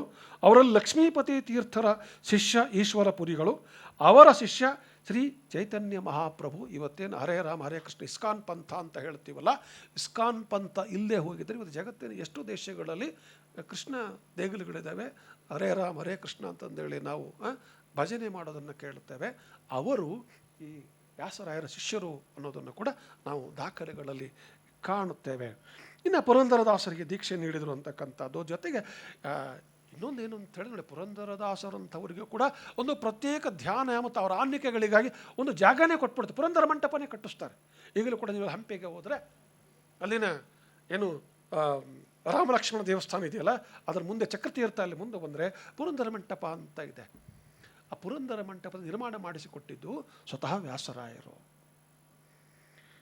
ಇವರ ಅಂಕಿತ ನಾಮ ಶ್ರೀಕೃಷ್ಣ ಅಥವಾ ಶ್ರೀಕೃಷ್ಣ ಅಂತಂದೇಳಿ ಈ ವ್ಯಾಸತೀರ್ಥರು ತಮ್ಮ ರಚನೆಗಳನ್ನು ಮಾಡಿದ್ರು ನೋಡ್ತೇವೆ. ಕಾಮವೆಂಬ ಹೆಚ್ಚಿನ ಕಾಡುಗಿಚ್ಚೊಂದು ಕಡಲೆಯನ್ನು ಸುಡುತ್ತಲಿದೆ, ಕಡೆಯಲೆಯನ್ನು ಸುಡುತ್ತಲಿದೆ, ಕ್ರೋಧವೆಂಬ ಹೆಬ್ಬುಲಿ ಹಸಿದು ಒಂದು ಕಡೆಯಲೆಯನ್ನು ತಿನ್ನುತ್ತಲಿದೆ. ಹೀಗೆ ಸಾಗುತ್ತೆ ಆ ಕೀರ್ತನೆ. ಬಹುಶಃ ಅವರಿಗೆ ಹಾಗೆ ವೇಳೆಯನ್ನು ಹೊಂದಿಸಿಕೊಳ್ಳುವ ವ್ಯವಧಾನವಿತ್ತು ಅನ್ನೋದು ದೊಡ್ಡ ಪ್ರಶ್ನೆ ನಮಗೆ. ಅಷ್ಟರ ಮಟ್ಟಿಗೆ ಬಹುಶಃ ನಾವು ಈ ವ್ಯಾಸರ ಒಂದು ಕೊಡುಗೆಯನ್ನು ನಾವು ಅಲ್ಲಿ ಕಾಣ್ತೇವೆ. ನಿಜವಾಗಲೂ ಕೂಡ ಅದಕ್ಕೆ ಹೇಳ್ತೀನಲ್ಲ, ಶಬ್ದಗಳಿಲ್ಲ ಕೆಲವುಕ್ಕೆ ಅಂತ ಹೇಳ್ತಾರಲ್ಲ, ಇಲ್ಲಿ ನಾನು ಶಬ್ದ ಮುಗ್ಧ ವ್ಯಾಸರ ಬಗ್ಗೆ ಮಾತನಾಡಬೇಕಾದ್ರೆ ನೆನಪಿಟ್ಕೊಳ್ಬೇಕು. ನಂತರ ಶ್ರೀ ವಾದಿರಾಜರು ಅನ್ನೋದನ್ನು ನಾವು ಇನ್ನೊಂದು ಕಡೆಗೆ ಗಮನಿಸಬೇಕಾಗಿರ್ತಕ್ಕಂಥ ಮತ್ತೊಬ್ಬ ಏನು ಇಲ್ಲಿ ಅದ್ವಿತೀಯವಾಗಿರ್ತಕ್ಕಂಥವರು ಏನು ವಾದಿರಾಜರು. ಇವರು ಇಲ್ಲೇ ದಕ್ಷಿಣ ಕನ್ನಡ ಜಿಲ್ಲೆಯ ಹೂವಿನ ಕೆರೆ ರಾಮಭಟ್ಟ ಮತ್ತು ಗೌರಿದೇವಿ ದಂಪತಿಗಳಲ್ಲಿ ಜನಿಸಿರ್ತಕ್ಕಂಥವರು. ಇವರ ಮೂಲ ಹೆಸರು ವರಾಹ ಅಂತ ಇತ್ತು. ಇವರಿಗೆ ಗುರು ವಾಗೀಶ ತೀರ್ಥರು ವಾದಿರಾಜ ಅಂತ ಹೆಸರು ಕೊಟ್ಟರು. ಆ ನಂತರ ಇವರು ತಮ್ಮ ಹೆಸರನ್ನು ವಾದಿರಾಜರು ಅಂತೇಳಿ ಬದಲಾಯಿಸಿಕೊಂಡು 8ನೇ ವರ್ಷದಲ್ಲಿಯೇ ಸನ್ಯಾಸನ ದೀಕ್ಷೆಯನ್ನು ತೆಗೆದುಕೊಂಡಿರ್ತಕ್ಕಂಥವರು. ಇವತ್ತೇನು ಉಡುಪಿ ಮಠದಲ್ಲಿ ಆಗಿರುವಂಥ ಪರ್ಯಾಯ ಪೀಠಾರೋಹಣ ಅಂತ ನಾವು ಮಾತನಾಡ್ತೀವಲ್ಲ, ಅದಕ್ಕೆ ಕಾರಣರಾಗಿರ್ತಕ್ಕಂಥವರು ಶ್ರೀ ವಾದಿರಾಜರು. ಭಾಳ ಅದ್ಭುತವಾದಂಥ ಸೇವೆಗಳಿಗೆ ಅವರ ಸಾಧನೆಗಳು ಕೂಡ ಭಾಳಷ್ಟು ಮಟ್ಟಿಗೆ ಸ್ಮರಣಾರ್ಹವಾಗಿರ್ತಕ್ಕಂಥವು. ಇನ್ನೂ ಒಂದು ವಿಶಿಷ್ಟತೆ ಅಂತ ಹೇಳಿದರೆ, ಇವತ್ತೇನು ಧರ್ಮಸ್ಥಳ ಇವತ್ತು ಜಗದ್ವಿಖ್ಯಾತಿ, ಅಪಖ್ಯಾತಿಯಿಂದಲೂ ವಿಖ್ಯಾತಿಗೊಂಡಿರ್ತಕ್ಕಂಥದ್ದು. ಅದರ ದುರಂತ ಅಂದರೆ ಅಪಖ್ಯಾತಿ ಯಾವತ್ತೂ ತಟ್ಟದೇ ಇರತಕ್ಕಂಥದ್ದು ಅಂಥ ಕ್ಷೇತ್ರ. ಆ ಕ್ಷೇತ್ರಕ್ಕೆ ಹೆಸರು ಕೊಟ್ಟಂಥವ್ರು ಯಾರಪ್ಪ ಅಂದರೆ ವಾದಿರಾಜರು. ಹಾಗಾದರೆ ಮೊದಲೇನು ಹೆಸರಿತ್ತದು ಅಂತ ಹೇಳಿದರೆ ಕುಡುಮ ಅಂತ ಇತ್ತಂಥ ಹೆಸರು. ಕುಡುಮ ಅನ್ನೋದು ಇವತ್ತಿನ ಧರ್ಮಸ್ಥಳದ ಮೊದಲ ಹೆಸರಾಗಿತ್ತು. ಅದಕ್ಕೆ ಧರ್ಮಸ್ಥಳ ಅಂತ ಹೆಸರು ಕೊಟ್ಟಿರ್ತಕ್ಕಂಥವರೇ ಶ್ರೀಮನ್ ವಾದಿರಾಜರು. ಇದನ್ನು ಹೆಗಡೆಯವರು ಆವತ್ತಿನ ದಿನಮಾನಗಳಲ್ಲಿ ಅವರನ್ನು ತಮ್ಮ ಆ ಕುಟುಂಬಕ್ಕೆ ಆಹ್ವಾನಿಸಿದಾಗ ಅಲ್ಲಿಗೆ ಬಂದು ಅಲ್ಲಿನ ನೋಡಿ ಅವರು ಇಲ್ಲಪ್ಪ ಇದರ ಹೆಸರು ಇನ್ನು ಧರ್ಮಸ್ಥಳ ಅಂತ ಬದಲಾಯಿಸು ಅಂತ ಹೇಳಿದ್ರಂತೆ. ಆ ಕಾರಣಕ್ಕಾಗಿ ಕುಡುಮ ಅನ್ನೋದು ಇವತ್ತು ಧರ್ಮಸ್ಥಳವಾಗಿ ನಮ್ಮ ಕಣ್ಣೆದುರಿಗಿದೆ. ಲಕ್ಷಾಂತರ ಜನರ ಒಂದು ಕನಸಾಗಿ ಆ ಕ್ಷೇತ್ರ ಇದೆ ಅನ್ನೋದನ್ನು ನಾವು ನೋಡಬೇಕು. ಇನ್ನು ಇನ್ನೊಂದು ಬಹಳ ನೋಡಿ ವೆರಿ ಇಂಟ್ರೆಸ್ಟಿಂಗ್ ಅಂತ ಹೇಳಿದರೆ, ದಾಸರಲ್ಲಿ ಅಂತ ನಿಸ್ಪೃಹ ಭಾವಗಳಿರ್ತವೆ. ನಾವು ಶಂಕರಾಚಾರ್ಯರಲ್ಲೂ ಕೂಡ ಕಾಣುತ್ತೆ. ನಿನ್ನೆ ಮಾತನಾಡ್ತಾ ಒಬ್ಬರು ವಿದ್ವಾಂಸರು ಹೇಳಿದರು, ಈ ಯತಿಗಳಲ್ಲಿ ತಂದೆ ಹತ್ರ ಬಂದು ಮಾತನಾಡಿಸಿದರೆ ಇತರರ ಹಾಗೆ ಮಾತನಾಡ್ತೇವೆ. ಏನು ಚೆನ್ನಾಗಿದೆ ಏನಪ್ಪ ಅಂದರೆ ಭಕ್ತರು ಬಂದಾಗ ಹೆಂಗೆ ಮಾತಾಡಿಸ್ತಾರೆ ಹಾಗೆ ಮಾತಾಡ್ತಾರೆ. ತಂದೆ ಬಂದರೆ ಹಾಗೆ ಮಾತಾಡ್ತಾರೆ. ಅವ್ರಿಗೇನು ವಿಶೇಷವಾದಂಥ ಗೌರವ ಕೊಡೋಲ್ಲ. ಅಂದರೆ ಅಪ್ಪ ಆ ರೀತಿಯ ಬಾಂಧವ್ಯಗಳು ಇಲ್ಲದ ಹಾಗೆ ಏನು ಚೆನ್ನಾಗಿದೆಯಾ, ಮನೆಯಲ್ಲೆಲ್ಲ ಆರಾಮಿದ್ದಾರೆ, ಹೀಗೆ ಅದೇ ತಾಯಿ ಬಂದರೆ ಹಾಗಲ್ಲ. ತಾಯಿಗೆ ನಮಸ್ಕರಿಸ್ತಾರೆ, ತಂದೆಗೆ ನಮಸ್ಕರಿಸೋ ಹಾಗಿಲ್ಲ ಅವರು. ಹಾಗಾಗಿಯೇ ಶಂಕರಾಚಾರ್ಯರು ತಾಯಿಯ ಅಂತ್ಯ ದಿನಗಳಲ್ಲಿ ಸಂಸ್ಕಾರದಲ್ಲಿ ಭಾಗವಹಿಸಿದ್ರು ಅಂತ ಕೇಳುತ್ತೇವೆ. ಅಲ್ಲಿ ಅವರು ಹೇಳಿದ ಒಂದು ಅದ್ಭುತವಾದಂಥ ಮಾತು ನಮಗೆಲ್ಲ ಗೊತ್ತಿರುವಂಥದ್ದೇ, ಕುಪುತ್ರೋ ಜಾಯೇತ ಕ್ವಚಿತಪಿ ಕುಮಾತನ ಭವತಿ ಅಂತ ಹೇಳಿರುವಂಥದ್ದು. ಇಲ್ಲಿ ಇವರು ತಾಯಿ ಒಂದು ಹರಕೆ ಹೊತ್ತಿರ್ತಾರಂತೆ, ನನಗೇನಾದರೂ ಗಂಡು ಮಗ ಆದರೆ ಭಗವಂತ ನಿನಗೆ ಲಕ್ಷಾಭರಣವನ್ನು ಮಾಡಿಸ್ತೇನೆ ಅಂತ. ಯತಿಗಳಾದಮೇಲೆ ಅಲ್ಲಪ್ಪ ನಾನು ಹಿಂಗೆ ಹೇಳಿದ್ದೆ ಅಂತ ಹೇಳ್ತಾರೆ. ಅವರು ಯತಿಗಳು ಅಲ್ಲಮ್ಮ, ನಾನೆಲ್ತಿರಲಿ ಆಭರಣ, ನಾನು ಯತಿ, ಅಕ್ಷರಗಳೇ ನನ್ನ ಆಭರಣ. ಅದಕ್ಕೇನು ಮಾಡಿದ್ರಂಥವ್ರು, ಈ ಮಹಾಭಾರತದಲ್ಲಿ ಬರುವಂಥ ವಿಶಿಷ್ಟ ಪದಗಳಲ್ಲಿ ಲಕ್ಷ ಪದಗಳನ್ನು ಆಯ್ಕೆ ಮಾಡಿಕೊಂಡು ಒಂದು ಕೃತಿಯನ್ನು ಬರೆದ್ರಂತೆ. ಆ ಕೃತಿ ಹೆಸರು ಲಕ್ಷಾಭರಣ, ಅದನ್ನು ಅರ್ಪಣೆ ಮಾಡಿದರು ಅಂತ. ಬಹುಶಃ ಈ ರೀತಿಯ ಒಂದು ದೃಷ್ಟಿಕೋನಗಳು ಹೌದಾ. ಇವತ್ತು ಗೋಲ್ಡನ್ ಬಾಬಾಗಳು ನಮ್ಮಲ್ಲಿದ್ದಾರೆ. ಅಂದರೆ ಚಿನ್ನನೇ ಮೈ ಮೇಲೆ ಹಾಕ್ಕೊಂಡು ಅವ್ರ ಅಂಗಿನೂ ಏನು ಗೋಲ್ಡನ್ನೇ, ಕಿರೀಟ, ಪಾದಕ್ಕೆ ಎಲ್ಲವುದು ಸರ್ವಂ ಸ್ವರ್ಣಮಯಂ.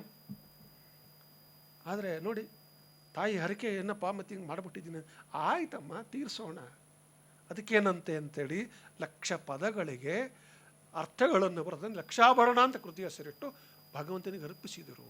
ಈ ರೀತಿಯ ಒಂದು ಉದಾತ್ತ ಕಲ್ಪನೆಗಳು ಸಮಾಜಕ್ಕೆ ತಲುಪಬೇಕಾಗಿರುವಂಥದ್ದನ್ನು ನಾವು ಅಟ್ಲೀಸ್ಟ್ ಕನಿಷ್ಠ ಪಕ್ಷ ಇಂಥ ಸಂದರ್ಭದಲ್ಲಾದರೂ ಕೂಡ ಮಾಡಿಕೊಳ್ಳಬೇಕಾದಂಥ ಅಗತ್ಯ ಇದೆ ಅಂತಂದೇಳಿ ನನಗೆ ಅನಿಸುತ್ತೆ. ಆಮೇಲೆ ತಿರುಪತಿ ವೆಂಕಟೇಶ್ವರನಲ್ಲಿ ಇರುವಂಥ ಅಲ್ಲಿ ಇನ್ನೊಂದು ಆಶ್ಚರ್ಯ ಅಂತೇಳಿದ್ರೆ, ಇವತ್ತೇನು ನಾವು ತಿರುಪತಿ ಬೆಟ್ಟಕ್ಕೆ ಹೋಗ್ಬಾರ್ದು, ಕೆಲವರು ತುಳಿಬಾರ್ದು ಅಂತ ಮಂಡಿ ಊರಿ ಗುಡ್ಡ ಏರ್ತಾರಂತೆ, ಮಂಡಿ ಊರ್ಕೊಂಡು ಹೋಗ್ತಾರಂತೆ. ಹಾಗೆ ಮಂಡಿ ಊರಿ ಪರ್ವತವನ್ನು ಅಂದರೆ ಆ ಬೆಟ್ಟವನ್ನು ಏರಿದಂಥವ್ರಲ್ಲಿ ಮೊದಲಿಗರು ಯಾರಪ್ಪ ಅಂದರೆ ವಾದಿರಾಜರು. ಯಾಕೆ ಅಂತ ಹೇಳಿದ್ರೆ, ಅವರ ಬೆಟ್ಟಕ್ಕೆ ಹೋದಾಗ ನೋಡಿದ್ರಂತೆ ಇಡೀ ಬೆಟ್ಟ ಸಾಲಿಗ್ರಾಮವಾಗಿ ಕಾಣಿಸ್ತಂಥವ್ರಿಗೆ. ಇಡೀ ಬೆಟ್ಟ ಅವ್ರಿಗೆ ಕಂಡಿದ್ದು ಸಾಲಿಗ್ರಾಮವಾಗಿ, ಜೊತೆಗೆ ಅವ್ರಿಗೆ ವಿಷ್ಣು ಕಂಡಿದ್ದು ಹಯವದನ ರೂಪದಲ್ಲಿ. ಹಾಗಾಗಿ ಅವರು ಹಯವದನ ಅಂತಲೇ ಅಂಕಿತನಗಳನ್ನು ಬಳಸ್ತಾರೆ ತಮ್ಮ ಕೀರ್ತನೆಗಳಿಗೆ. ಸೊ ಅಲ್ಲಿ ಅವ್ರು ಹಾಗೆ ವಿಷ್ಣು ಸಾಲಿಗ್ರಾಮನ ತುಳಿಬಾರದಲ್ವ, ಅದಕ್ಕೆ ಅವ್ರೇನು ಮಾಡ್ತಾರೆ, ಮಂಡಿ ಊರಿ ಪರ್ವತವನ್ನು ಏರ್ತಾರೆ. ಈ ಒಂದು ಪರ್ವತಾರೋಹಣದಲ್ಲಿ ಮಂಡಿ ಊರುವಂಥ ಭಕ್ತಿ ಸಮರ್ಪಣೆ ಭಾವಕ್ಕೆ ಕಾರಣರಾಗಿರ್ತಕ್ಕಂಥವ್ರು ಕೂಡ ಶ್ರೀಮನ್ ವಾದಿರಾಜರು. ಇನ್ನು ಸೋದೆಯ ಮಾಂಡಲಿಕ ಅರಸಪ್ಪ ನಾಯಕ ಇವರನ್ನು ತನ್ನ ಗುರುಗಳು ತಕ್ಕೊಂಡಿರ್ತಾರೆ. ಅವನ ಮೂಲಕ ತ್ರಿವಿಕ್ರಮರಾಯ ಮಂದಿರ, ವೇಣುಗೋಪಾಲ ದೇಗುಲ, ಶ್ರೀ ಲಕ್ಷ್ಮೀ ಮಂದಿರ, ಧವಳಗಂಗೆ ಪಂಚತೀರ್ಥ, ಭೂತರಾಜ ಮಂದಿರಗಳ ನಿರ್ಮಾಣ. ನೋಡಿ, ಭೂತರಾಜ ಅನ್ನೋದು ಜನಪದ ದೈವ. ಆ್ಯಕ್ಚುಲಿ ಇವತ್ತು ಕಾಂತಾರ ಸಿನಿಮಾ ಅಂದರೆ ಭೂತನೇ, ಬೇರೆ ಏನಿಲ್ಲ ಹೌದಾ. ಆದರೆ ಈ ಕಾಂತಾರ ಪಾರ್ಟ್ 2ನಲ್ಲಿ ಭೂತ ಆದರೆ ಭಯ ಹುಟ್ಟಿಸೋ ಭೂತ. ಪಾರ್ಟ್ 2 ಸಿನಿಮಾ ಎಷ್ಟು ಜನ ನೋಡಿದರೆ ಗೊತ್ತಿಲ್ಲ. ನಾನೇನು ಸಿನಿಮಾ ನೋಡಿಲ್ಲ, ಬಟ್ ಆಗಾಗ ಟ್ರೈಲರ್ ನೋಡ್ತಾ ಇರ್ತೀನಿ. ಇದು ಬಂದ್ಬಿಟ್ಟು ಕಮರ್ಷಿಯಲ್ ಭೂತ, ಅಂದ್ರೆ ಕಲೆಕ್ಷನ್ ಮಾಡ್ಕೊಳ್ಳೋದು ಹೆಂಗೆ ಅಂತಂದೇಳಿ ಕಮರ್ಷಿಯಲ್ ಭೂತ ಇದು. ನೋಡಿ, ಇಲ್ಲಿ ಜನಪದರ ದೈವದಲ್ಲಿ ಕೂಡ ಹರಿ ಅಂಶವನ್ನು, ಹರಿ ಸರ್ವೋತ್ತಮತೆಯನ್ನು ನಿರೂಪಿಸುವಂಥ ಒಂದು ಪ್ರಾಮಾಣಿಕ ಪ್ರಯತ್ನವನ್ನು ಮಾಡುತ್ತಾರೆ. ಹಾಗಾಗಿ ಅವರು ಭೂತಾರಾಧನೆಯನ್ನು ಒಳಗೊಂಡಂತೆ ದೇಗುಲವನ್ನು ನಿರ್ಮಾಣ ಮಾಡೋದನ್ನು ನಾವು ಇಲ್ಲಿ ನೋಡ್ತೇವೆ. ಆಗಲೇ ಹೇಳಿದಂತೆ ಈ ದೇವತೆಗಳ ದೇಗುಲಗಳ ನಿರ್ಮಾಣದ ಬಗ್ಗೆ ನಾನು ಈಗಾಗಲೇ ಮಾತನಾಡಿದ್ದೇನೆ. ಇನ್ನು ಕೊನೆಯದಾಗಿ ಕನಕ ಪುರಂದರರು, ಬಹುಶಃ ನಾವು ಇವರಿಬ್ಬರನ್ನ ಒಟ್ಟಿಗೆ ಮಾತನಾಡಬೇಕು ಅನಿಸುತ್ತೆ. ಕನಕ ಪುರಂದರರು ಅಂತಲೇ ನಾವು ಶಬ್ದ ಬಳಸ್ತೇವೆ. ಪುರಂದರದಾಸ ಅವರಿಬ್ಬರು ಸಮಕಾಲೀನರೇ. ಹಾಗೆ ನೋಡ್ಕೊಂಡ್ರೆ ಸ್ವಲ್ಪ ಪುರಂದರದಾಸರು ಸೀನಿಯರು, ಕನಕದಾಸರಿಗೆ ಕಂಪೇರ್ ಮಾಡಿಕೊಂಡ್ರೆ ಇಬ್ಬರು ಕೂಡ ಸಮಕಾಲೀನರೇ. ಇಬ್ಬರ ಬದುಕಿನ ದೃಷ್ಟಿಕೋನಗಳು ಬಹಳ ಭಿನ್ನ ಆಗಿದ್ದಂಗೆ ನಮಗೇನು ಅನಿಸಲ್ಲ.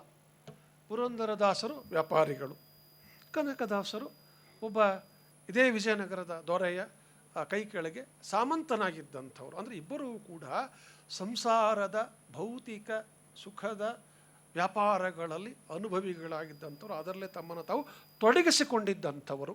ಯಾವುದೋ ಒಂದು ಸಂದರ್ಭ ಬಂದಾಗ ಅವರ ಮನಪರಿವರ್ತನೆಯಾಯಿತು. ನೋಡಿ, ಇವತ್ತೆಲ್ಲ ಫೆಮಿನಿಸಮ್, ಸ್ತ್ರೀವಾದಿಗಳು, ನಮ್ಮಲ್ಲಿ ಏನು ನಮ್ಮ ಪ್ರಾಚೀನ ಸಾಹಿತ್ಯದಲ್ಲಿ ಹೆಣ್ಣಿಗೆ ಸ್ಥಾನನೇ ಇಲ್ಲ ಅಂತ ಹೇಳುವಂಥವ್ರು, ಹೆಂಡತಿ ಅಂತಾರೆ ಹಾಗೆ ಹೀಗೆ ಬೈತಾರೆ ಅಂತ ಹೇಳಿದಂಥವರ ನಡುವೆ ಹೆಂಡತಿ ಸಂತತಿ ಸಾವಿರವಾಗಲಿ ಅಂತ ಹೇಳಿದವರು ಯಾರಪ್ಪ?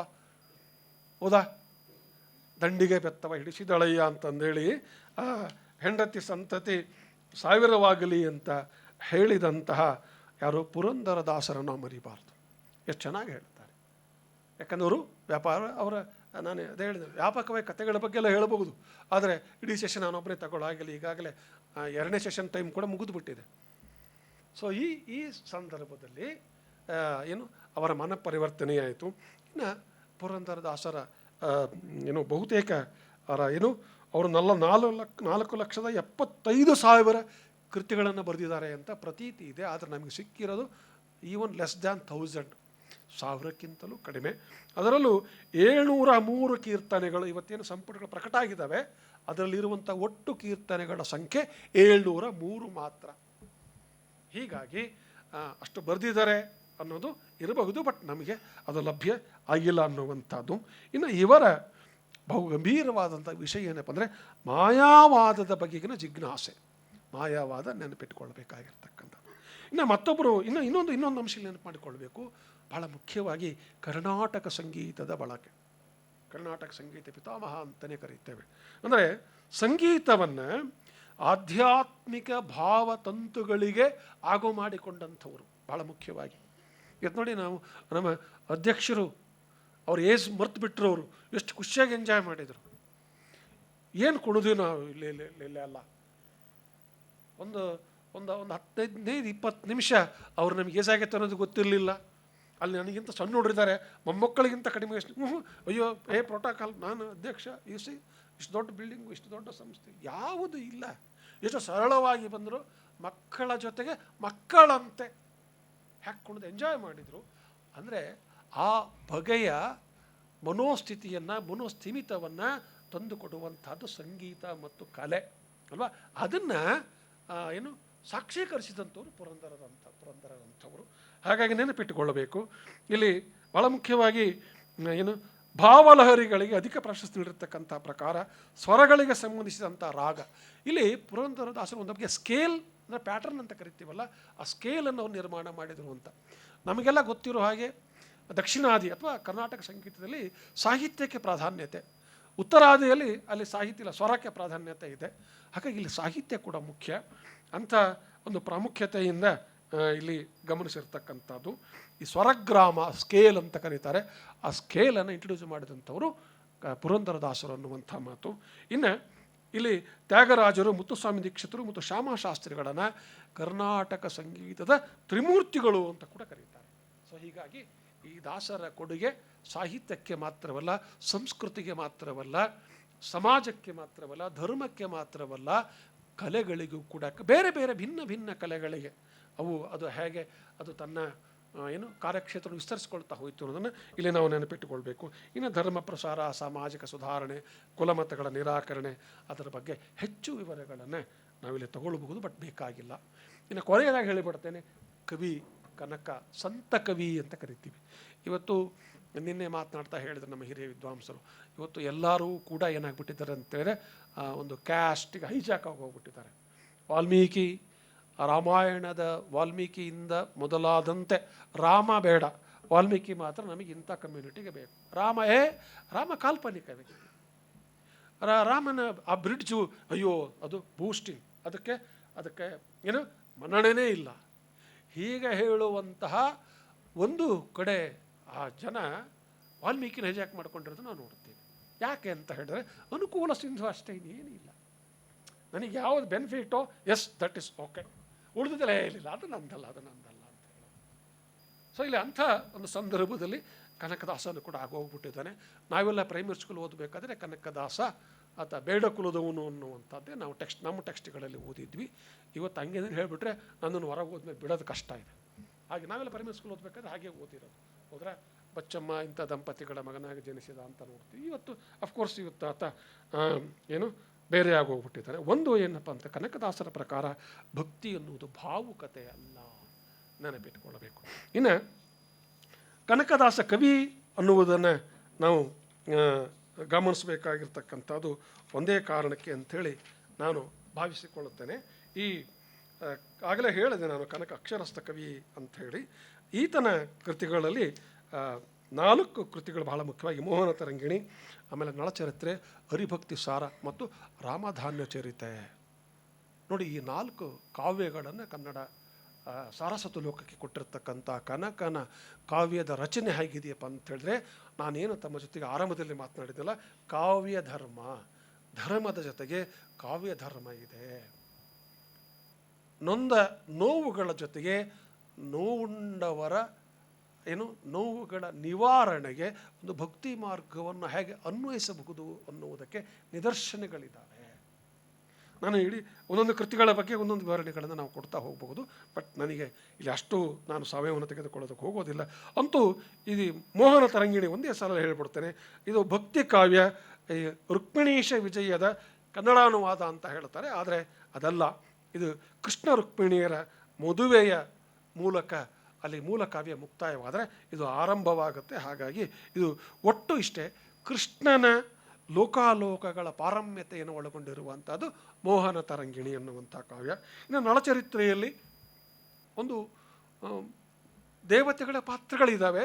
ಆದರೆ ನಳದಮಂತಿರು ಮನುಷ್ಯ ಮಾತ್ರದ ಪ್ರೇಮ ಅನ್ನೋದು ಎಷ್ಟೋ ಅದೊಂದು ರೀತಿ ಅನಿರ್ವಚನೀಯ ಅಂತ ಹೇಳ್ತೀವಲ್ಲ, ಅನಿರ್ವಚನೀಯ ಪ್ರೇಮ ಕಾವ್ಯವಾಗಿ ಕವಿ ಅದನ್ನು ರೂಪಿಸುವುದರಲ್ಲಿ ಯಶಸ್ವಿಯಾಗಿದ್ದಾರೆ. ಇನ್ನು ಹರಿಭಕ್ತಿ ಸಾರ, ಭಕ್ತಿಯ ಅನನ್ಯತೆಯನ್ನು ನಾವಿಲ್ಲಿ ಕಾಣುತ್ತೇವೆ. ಇಲ್ಲಿ ಅಂಕಿತ ನಾಮವಿಲ್ಲ, ಅದರ ಬದಲಿಗೆ ಆತ ಹೇಳ್ತಾನೆ ನಮ್ಮ ನನವರತ. ಇದು ಒಂದು ರೀತಿಯ ಶತಕದ ಮಾದರಿಯ ಕಾವ್ಯ. ಶತಕಗಳು ಅಂದರೆ ನಮಗೆ ಗೊತ್ತಲ್ಲ, ಭರ್ತೃಹರಿ ರಾಜ ಭರ್ತೃಹರಿ, ಆತನಿಗೆ 100 ಜನ ರಾಣಿಯರಿದ್ದರಂತೆ. ಒಬ್ಬೊಬ್ಬ ರಾಣಿಯ ಬಗ್ಗೆ ಅವಳ ಸೌಂದರ್ಯವನ್ನು ವರ್ಣಿಸ್ಬಿಟ್ಟು ಪದ್ಯ ಬರೆದ 100 ಪದ್ಯಗಳಾದವು ಶತಕ. ಅಂದರೆ ನಮ್ಮಲ್ಲಿ ಹಂಗೆ ತೆಂಡೂಲ್ಕರ್ ಸಂಚಿ, ತೆಂಡೂಲ್ಕರ್ ಈಗ ಔಟ್ಡೇಟೆಡ್, ವಿರಾಟ್ ಕೊಹ್ಲಿ ಹೌದಾ, ವಿರಾಟ್ ಕೊಹ್ಲಿ ಸೆಂಚುರಿಯ ಹಾಗೆ ಆ ಶತಕ ಕಾವ್ಯ ಅಂದರೆ ಶತಕದ ಮಾದರಿಯ ಕಾವ್ಯಗಳು ಹೇಗೆ ಎಡೆಪಡೆದವು ಅಂತಹ ಮಾದರಿಯ ಕಾವ್ಯವಾಗಿ ನಾವು ಹರಿಭಕ್ತಿ ಸಾರವನ್ನು ಕಾಣುತ್ತೇವೆ. ಇನ್ನು ನಂತರದಲ್ಲಿ ಬರುವಂಥ ರಾಮಧಾನ್ಯ ಚರಿತ್ರೆ ಅದ್ಭುತವಾಗಿರ್ತಕ್ಕಂಥ ಕಾವ್ಯ. ಈ ರಾಮಾಯಣದಲ್ಲೇ ಕನಕ ಸೃಷ್ಟಿ ಮಾಡಿಕೊಂಡಿರ್ತಕ್ಕಂಥ ಸ್ಪೇಸ್ ಅಂತ ಕರಿತೀವಿ ನಾವು ಅದನ್ನು, ಒಂದು ಅವಕಾಶವನ್ನು ಹೇಗೆ ಸೃಷ್ಟಿ ಮಾಡಿಕೊಳ್ಳುತ್ತಾನೆ. ರಾಮ ಮತ್ತು ಅವನ ಇಡೀ ಪರಿವಾರ ಲಂಕೆಯಿಂದ ರಾವಣ ಸಂಹಾರದ ನಂತರ ವಾಪಸ್ ಅಯೋಧ್ಯೆಗೆ ಬರಬೇಕಾದ್ರೆ ಅಲ್ಲಿ ಗೌತಮ ಋಷಿಗಳ ಆಶ್ರಮಕ್ಕೆ ಹೋದಾಗ ಅಲ್ಲಿ ನಡೆಯುವಂಥ ಒಂದು ಘಟನೆ ರಾಗಿ ಮತ್ತು ಅಕ್ಕಿಗಳ ಜಗಳ. ಅಂದರೆ ಈ ವರ್ಣ ಶ್ರೇಷ್ಠತೆ ಮತ್ತು ಕನಿಷ್ಠತೆಯ ಜಗಳಕ್ಕೆ ಸ್ವತಃ ಭಗವಂತನಾಗಿರುವಂಥ ರಾಮನ ಮೂಲಕವೇ ತೀರ್ಪು ಕೊಡಿಸುವಂಥ ಒಂದು ಪ್ರಯತ್ನವನ್ನು ಕನಕದಾಸರು ಮಾಡ್ತಾರೆ. ಅದ್ಭುತವಾದಂಥ ಆ ಕಾವ್ಯ ರಾಮಧಾನ್ಯ ಅನ್ನುವಂಥದ್ದು. ಸೊ ಹೀಗಾಗಿ ಇನ್ನು ಸಾಮಾಜಿಕ ಪಲ್ಲಟಗಳ ಬಗ್ಗೆ ಈಗಾಗ ನಾನು ಹೇಳಿದ್ದೇನೆ. ಒಟ್ಟಾರೆ ಇಡೀ ಕಾಲಘಟ್ಟದ ಸ್ವರ್ಣಯುಗ ಅನ್ನೋದಕ್ಕೆ ಏನು ಕಾರಣಪ್ಪ ಅಂತ ಹೇಳಿದ್ರೆ, ಒಂದು ಕಡೆ ಸಾಹಿತ್ಯ, ಅದರಲ್ಲೂ ಮುಖ್ಯವಾಗಿ ಸಂಸ್ಕೃತ ಮತ್ತು ಕನ್ನಡ ಎರಡರಲ್ಲೂ ನಡೆದರು. ಅದರಲ್ಲಿ ಏನೇನಾಯಿತು ಅನ್ನೋದನ್ನು ಇಲ್ಲ ನಾನು ಹೇಳ್ತಾ ಬರ್ತೇನೆ. ಇನ್ನು ಸಂಗೀತ ಮತ್ತು ನೃತ್ಯ ಕಲೆಗಳ ಸಂಯೋಜನೆ. ಆ್ಯಕ್ಚುಲಿ ವಾದಿರಾಜರು ಅದನ್ನು ನೃತ್ಯವನ್ನು ಅವರು ಪೂಜೆ ನಂತರ ನೃತ್ಯದಲ್ಲಿ ತನ್ಮಯರಾಗಿ ಸೇವೆಯನ್ನು ಸಲ್ಲಿಸ್ತಾ ಇದ್ದರು ಅನ್ನೋ ಮಾತನ್ನು ಕೂಡ ನಾವು ಕೇಳುತ್ತೇವೆ. ದಕ್ಷಿಣಾದಿ ಕರ್ನಾಟಕ ಸಂಗೀತ ಬಂತು, ಭಕ್ತಿ ಭಾವದ ನೃತ್ಯ ಕುಣಿತಗಳು ಬಂದವು, ಭಜನ್ ಮತ್ತು ಭಜನ್ ಮುಖ್ಯವಾಗಿ ವಿಠಲ ಪಂಥ ಅಂತ ಹೇಳ್ತಾರೆ. ವಿಠಲ ಪಂಥದ ಭಜನೆನೇ ಬಹಳ ಆಕರ್ಷಕವಾಗಿರ್ತದೆ. ಆ ವಿಠಲನ ಭಜನೆ ಅಂತ ಹೇಳಿದ್ರೆ ಅಲ್ಲಿ ಬೆಳೆಯುವಂಥ ಒಂದು ಮೃದಂಗದ ಮಾದರಿಯ ಆ ಡೋಲು ಏನಿದೆ ಅದು, ಆಮೇಲೆ ತಾಳ, ಬಹುಶಃ ನಾವು ಉಳಿದಂತೆ ನಮ್ಮ ದೇಗುಲಗಳಲ್ಲಿ ಕೇಳುವಂಥ ಭಜನೆಗಳಿಂದ ಬಹಳ ಆಕರ್ಷಣೆಯಾಗಿರ್ತದೆ ಅದು. ಸೊ ಅಂಥ ಒಂದು ಆಕರ್ಷಕ ಭಜನೆಗಳು ಇಲ್ಲಿ ಪ್ರವೇಶ ಪಡೆದು ಅನ್ನಕ್ಕಂಥದ್ದು. ಒಟ್ಟಾರೆ ಸಾಂಸ್ಕೃತಿಕವಾಗಿ ನೋಡೋದಾದರೆ ವೈಷ್ಣವ ಸಂಸ್ಕೃತಿಯ ವಿಕಾಸ, ಭಾಗವತ ಪರಂಪರೆಯ ಔನ್ನತ್ಯ, ಕುಮಾರವ್ಯಾಸನಂಥ ಕವಿಗಳು ಬರ್ತಾರೆ, ಲಕ್ಷ್ಮೀಶನಂಥ ಕವಿ ಬರ್ತಾನೆ, ಆಮೇಲೆ ತೊರವೆ ರಾಮಾಯಣ, ಹೀಗೆ ನರಹರಿ ಅಂಥ ಕವಿ, ಬೇಕಾದಷ್ಟು ಜನ ಕಾಲಘಟ್ಟದ ಕವಿಗಳು ಬರ್ತಾರೆ. ಆಮೇಲೆ ಮಹಾಕಾವ್ಯಗಳ ಪುನರ್ಮೌಲ್ಯೀಕರಣ ನಡೆಯುತ್ತೆ. ಕುಮಾರವ್ಯಾಸ ಮಾಡಿದ್ದನ್ನೇ. ಕುಮಾರವ್ಯಾಸನ ಹಾಡಿದನೆಂದರೆ ಕಲಿಯುಗ ದ್ವಾಪರವಾಗುವುದು, ಭಾರತ ಕಣ್ಣೊಳು ಕುಣಿಯುವುದು ಅಂತ ಕುವೆಂಪು ಹೇಳಬೇಕಾದ್ರೆ ಅಲ್ಲಿ ಹೇಗೆ ಏನು ಅನ್ನುವಂಥದ್ದು. ನಂತರ ವಿಠಲ ಪಂಥದ ಬೆಳವಣಿಗೆ, ಆಮೇಲೆ ಪವಾಡ ಕಥನಗಳ ಮರುನಿರೂಪಣೆ, ಬೇರೆ ಬೇರೆ ಸಂದರ್ಭದಲ್ಲಿ ಅದರ ವಿವರಣೆ ಮಾಡ್ತಾ ಹೋಗ್ತಾರೆ. ಇನ್ನೂ ಒಂದು ವಿಶಿಷ್ಟ ಅಂದರೆ ದೇಗುಲಗಳ ನಿರ್ಮಾಣ ನಡೆಯುತ್ತೆ ಇಲ್ಲಿ. ಯಾಕಂದರೆ ರೂಪಾಸಕ್ತಿ ಅಂತ ನಾನು ಹೇಳಿದ್ನಲ್ಲ, ಆ ರೂಪಾಸಕ್ತಿಗೆ ಈ ದೇಗುಲಗಳ ನಿರ್ಮಾಣ ಪ್ರೇರಣೆಯಾಗುತ್ತೆ. ಅನೇಕ ದೇಗುಲಗಳು ನಿರ್ಮಾಣ ಆಗ್ತಾ ಬರ್ತವೆ. ಸೊ ಇಷ್ಟನ್ನು ಹೇಳಿ ನನಗೆ ಕೊಟ್ಟಂಥ ವಿಷಯವನ್ನು ತಮ್ಮ ಜೊತೆಗೆ ನನ್ನ ಮಿತಿಯೊಳಗೆ ಹಂಚಿಕೊಳ್ತಕ್ಕಂಥ ಒಂದು ಪ್ರಯತ್ನವನ್ನು ಮಾಡಿದ್ದೇನೆ. ಅವಕಾಶಕ್ಕಾಗಿ ತಮ್ಮೆಲ್ಲರಿಗೂ ಕೂಡ ಮತ್ತೊಮ್ಮೆ ಮಗದೊಮ್ಮೆ ಗೌರವಪೂರ್ವಕದ ವಂದನೆಯನ್ನು ಸಲ್ಲಿಸ್ತಾ, ಭಾರತೀಯ ವಿದ್ಯಾಭವನದ ಈ ನಿರಂತರ ಪ್ರಯತ್ನಗಳಲ್ಲಿ ನಾವು ಹೇಳಿದ್ದೇವೆ ಅನ್ನೋದಕ್ಕಿಂತ, ನಾನು ಹೇಳಿದೆ ಅನ್ನೋದಕ್ಕಿಂತ ಹೆಚ್ಚಿಗೆ ಈ ನೆಪದಲ್ಲಿ ನಾನೊಂದಿಷ್ಟು ಓದಿದೆ, ಓದುವಂಥ ಅವಕಾಶವನ್ನು ಕೊಟ್ಟಿದ್ದಾರೆ ಅವ್ರು. ನಮ್ಮ ಅದಕ್ಕೆ ಕೃತಜ್ಞತೆ ಹೇಳಬೇಕಾಯ್ತು. ಇಲ್ಲದ್ರೆ ನಾವು ಇಷ್ಟೊಂದು ಓದ್ತಿರ್ಲಿಲ್ಲ, ಬರ್ಕೊಂಡು ಬರ್ತಿರ್ಲಿಲ್ಲ. ಏನೋ ಸ್ವಲ್ಪ ಎಲ್ಲಾದರೂ ಪಾಠ ಮಾಡಬೇಕು, ಇಲ್ಲಾಂದರೆ ಸ್ವಲ್ಪ ಆಯ್ತಾಯ್ತು ಅಷ್ಟಕ್ಕಷ್ಟೇ ಅಂತಂದೇಳಿ. ನಿಜವಾಗಲೂ ಕೂಡ ನಮಗೆ, ನಾನಂತೂ ವಿಶೇಷವಾಗಿ ಹೇಳೋದಕ್ಕೆ ಇಷ್ಟಪಡ್ತೀನಿ. ಯಾಕೆ ಅಂತಾರೆ, ಸರ್ ನನಗೆ ನೀವು ಇಷ್ಟು ಓದೋಕೆ ಅವಕಾಶ ಮಾಡಿಕೊಟ್ಟಿದ್ದೀರಿ, ಅಷ್ಟೆಲ್ಲ ಲೈಬ್ರರಿ ಓಡಾಡಂಗೆ ಮಾಡಿದ್ದೀರಿ, ಹೌದ್ರಾ? ಇನ್ನು ಮನೆಯೊಳಗೆ ಬೈಸ್ಕೊಳ್ಳೋದು ಇದ್ದಿದ್ದೆ, ಏನಿದು ನೀವು ಬರೇ ಬಂದ ತಕ್ಷಣ ಸಿಸ್ಟಮ್ ಮುಂದೆ ಕೂತ್ಕೊಂಡ್ರೆ ನಮ್ಮ ಗತಿ ಏನು ಅಂತಾರೆ. ಅಲ್ಲಿ ನನಗೆ ಸದ್ಯ ಕೃಷ್ಣ ಪರಮಾತ್ಮನ ಗತಿ, ಹಾಗಾಗಿ ನೀನು ನನ್ನ ಗತಿ ಕೇಳಬೇಡ, ಯಾಕಂದರೆ ನನ್ನ ಹೆಸರೇ ಗಿರಿಜಾಪತಿ, ಗಿರಿಜೆ ನನ್ನಲ್ಲೇ ಇದೆಯಾ, ಸೊ ನಿನ್ನಲ್ಲಿ ಹೊರಗಡೆ ಇಲ್ಲ ಅಂಥೇಳಿ ಸಮಾಧಾನ ಮಾಡ್ತಾ ಇರ್ತೀನಿ. ಸೊ ಇಂಥ ಎಲ್ಲ ಒಂದು ಜೀವನದ ರಸಮಯ ಕ್ಷಣಗಳು ಕೂಡ ನಮ್ಮ ಜೊತೆಗೆ ಇರ್ತವೆ. ಅದಕ್ಕೆ ಕಾರಣ ಏನಪ್ಪ ಅಂದರೆ ಇಂಥ ಪೋಷಕರು, ಭಾರತೀಯ ವಿದ್ಯಾಭವನದಂತಹ ಈ ಬಗೆಯ ಒಂದು ಕಾರ್ಯಾನುಷ್ಠಾನ ಮಾಡೋದಿದೆಯಲ್ಲ, ಅಂಥವರಿಂದ ಕನಿಷ್ಠ ಪಕ್ಷ ನಾವು ಹೇಳಿದ್ದೀವಿ ಅನ್ನೋದಕ್ಕಿಂತ ಹೆಚ್ಚಿಗೆ ಇಷ್ಟನ್ನು ನಾನು ತಿಳ್ಕೊಂಡಿದ್ದೀನಿ. ಇನ್ನು ಎಷ್ಟೋ ವಿಷಯಗಳು ಇಲ್ಲಿ ಬಂದಂಥವ್ರ ಮೂಲಕ ತಿಳಿದುಕೊಳ್ಳೋದಕ್ಕೆ ಅವಕಾಶ ಪಡ್ಕೊಂಡಿದ್ದೀನಿ. ಹಾಗಾಗಿ ನನಗೆ ಇದು ಭಾಗ್ಯವಯ್ಯ, ಸಿದ್ದರಾಮಯ್ಯನ ಭಾಗ್ಯ ಅಲ್ಲ, ಹೌದಾ? ಇದು ನನ್ನ ಭಾಗ್ಯ, ಇದು ಜೀವಿತದ ಬಹುದೊಡ್ಡ ಭಾಗ್ಯ ಅಂತಕ್ಕಂಥ ಮಾತುಗಳನ್ನು ಹೇಳ್ತಾ, ಇಂಥ ಭಾಗ್ಯೋದಯದ ಕಾರಣಕರ್ತರಿಗೆ, ಭಾರತೀಯ ವಿದ್ಯಾಭವನದ ಸಮಸ್ತರಿಗೆ ಕೂಡ ನಾನು ಒಂದಿಷ್ಟು ನನ್ನ ಮಾತನ್ನು ಮುಗಿಸ್ತಾ ಇದ್ದೀನಿ. ನಮಸ್ಕಾರ.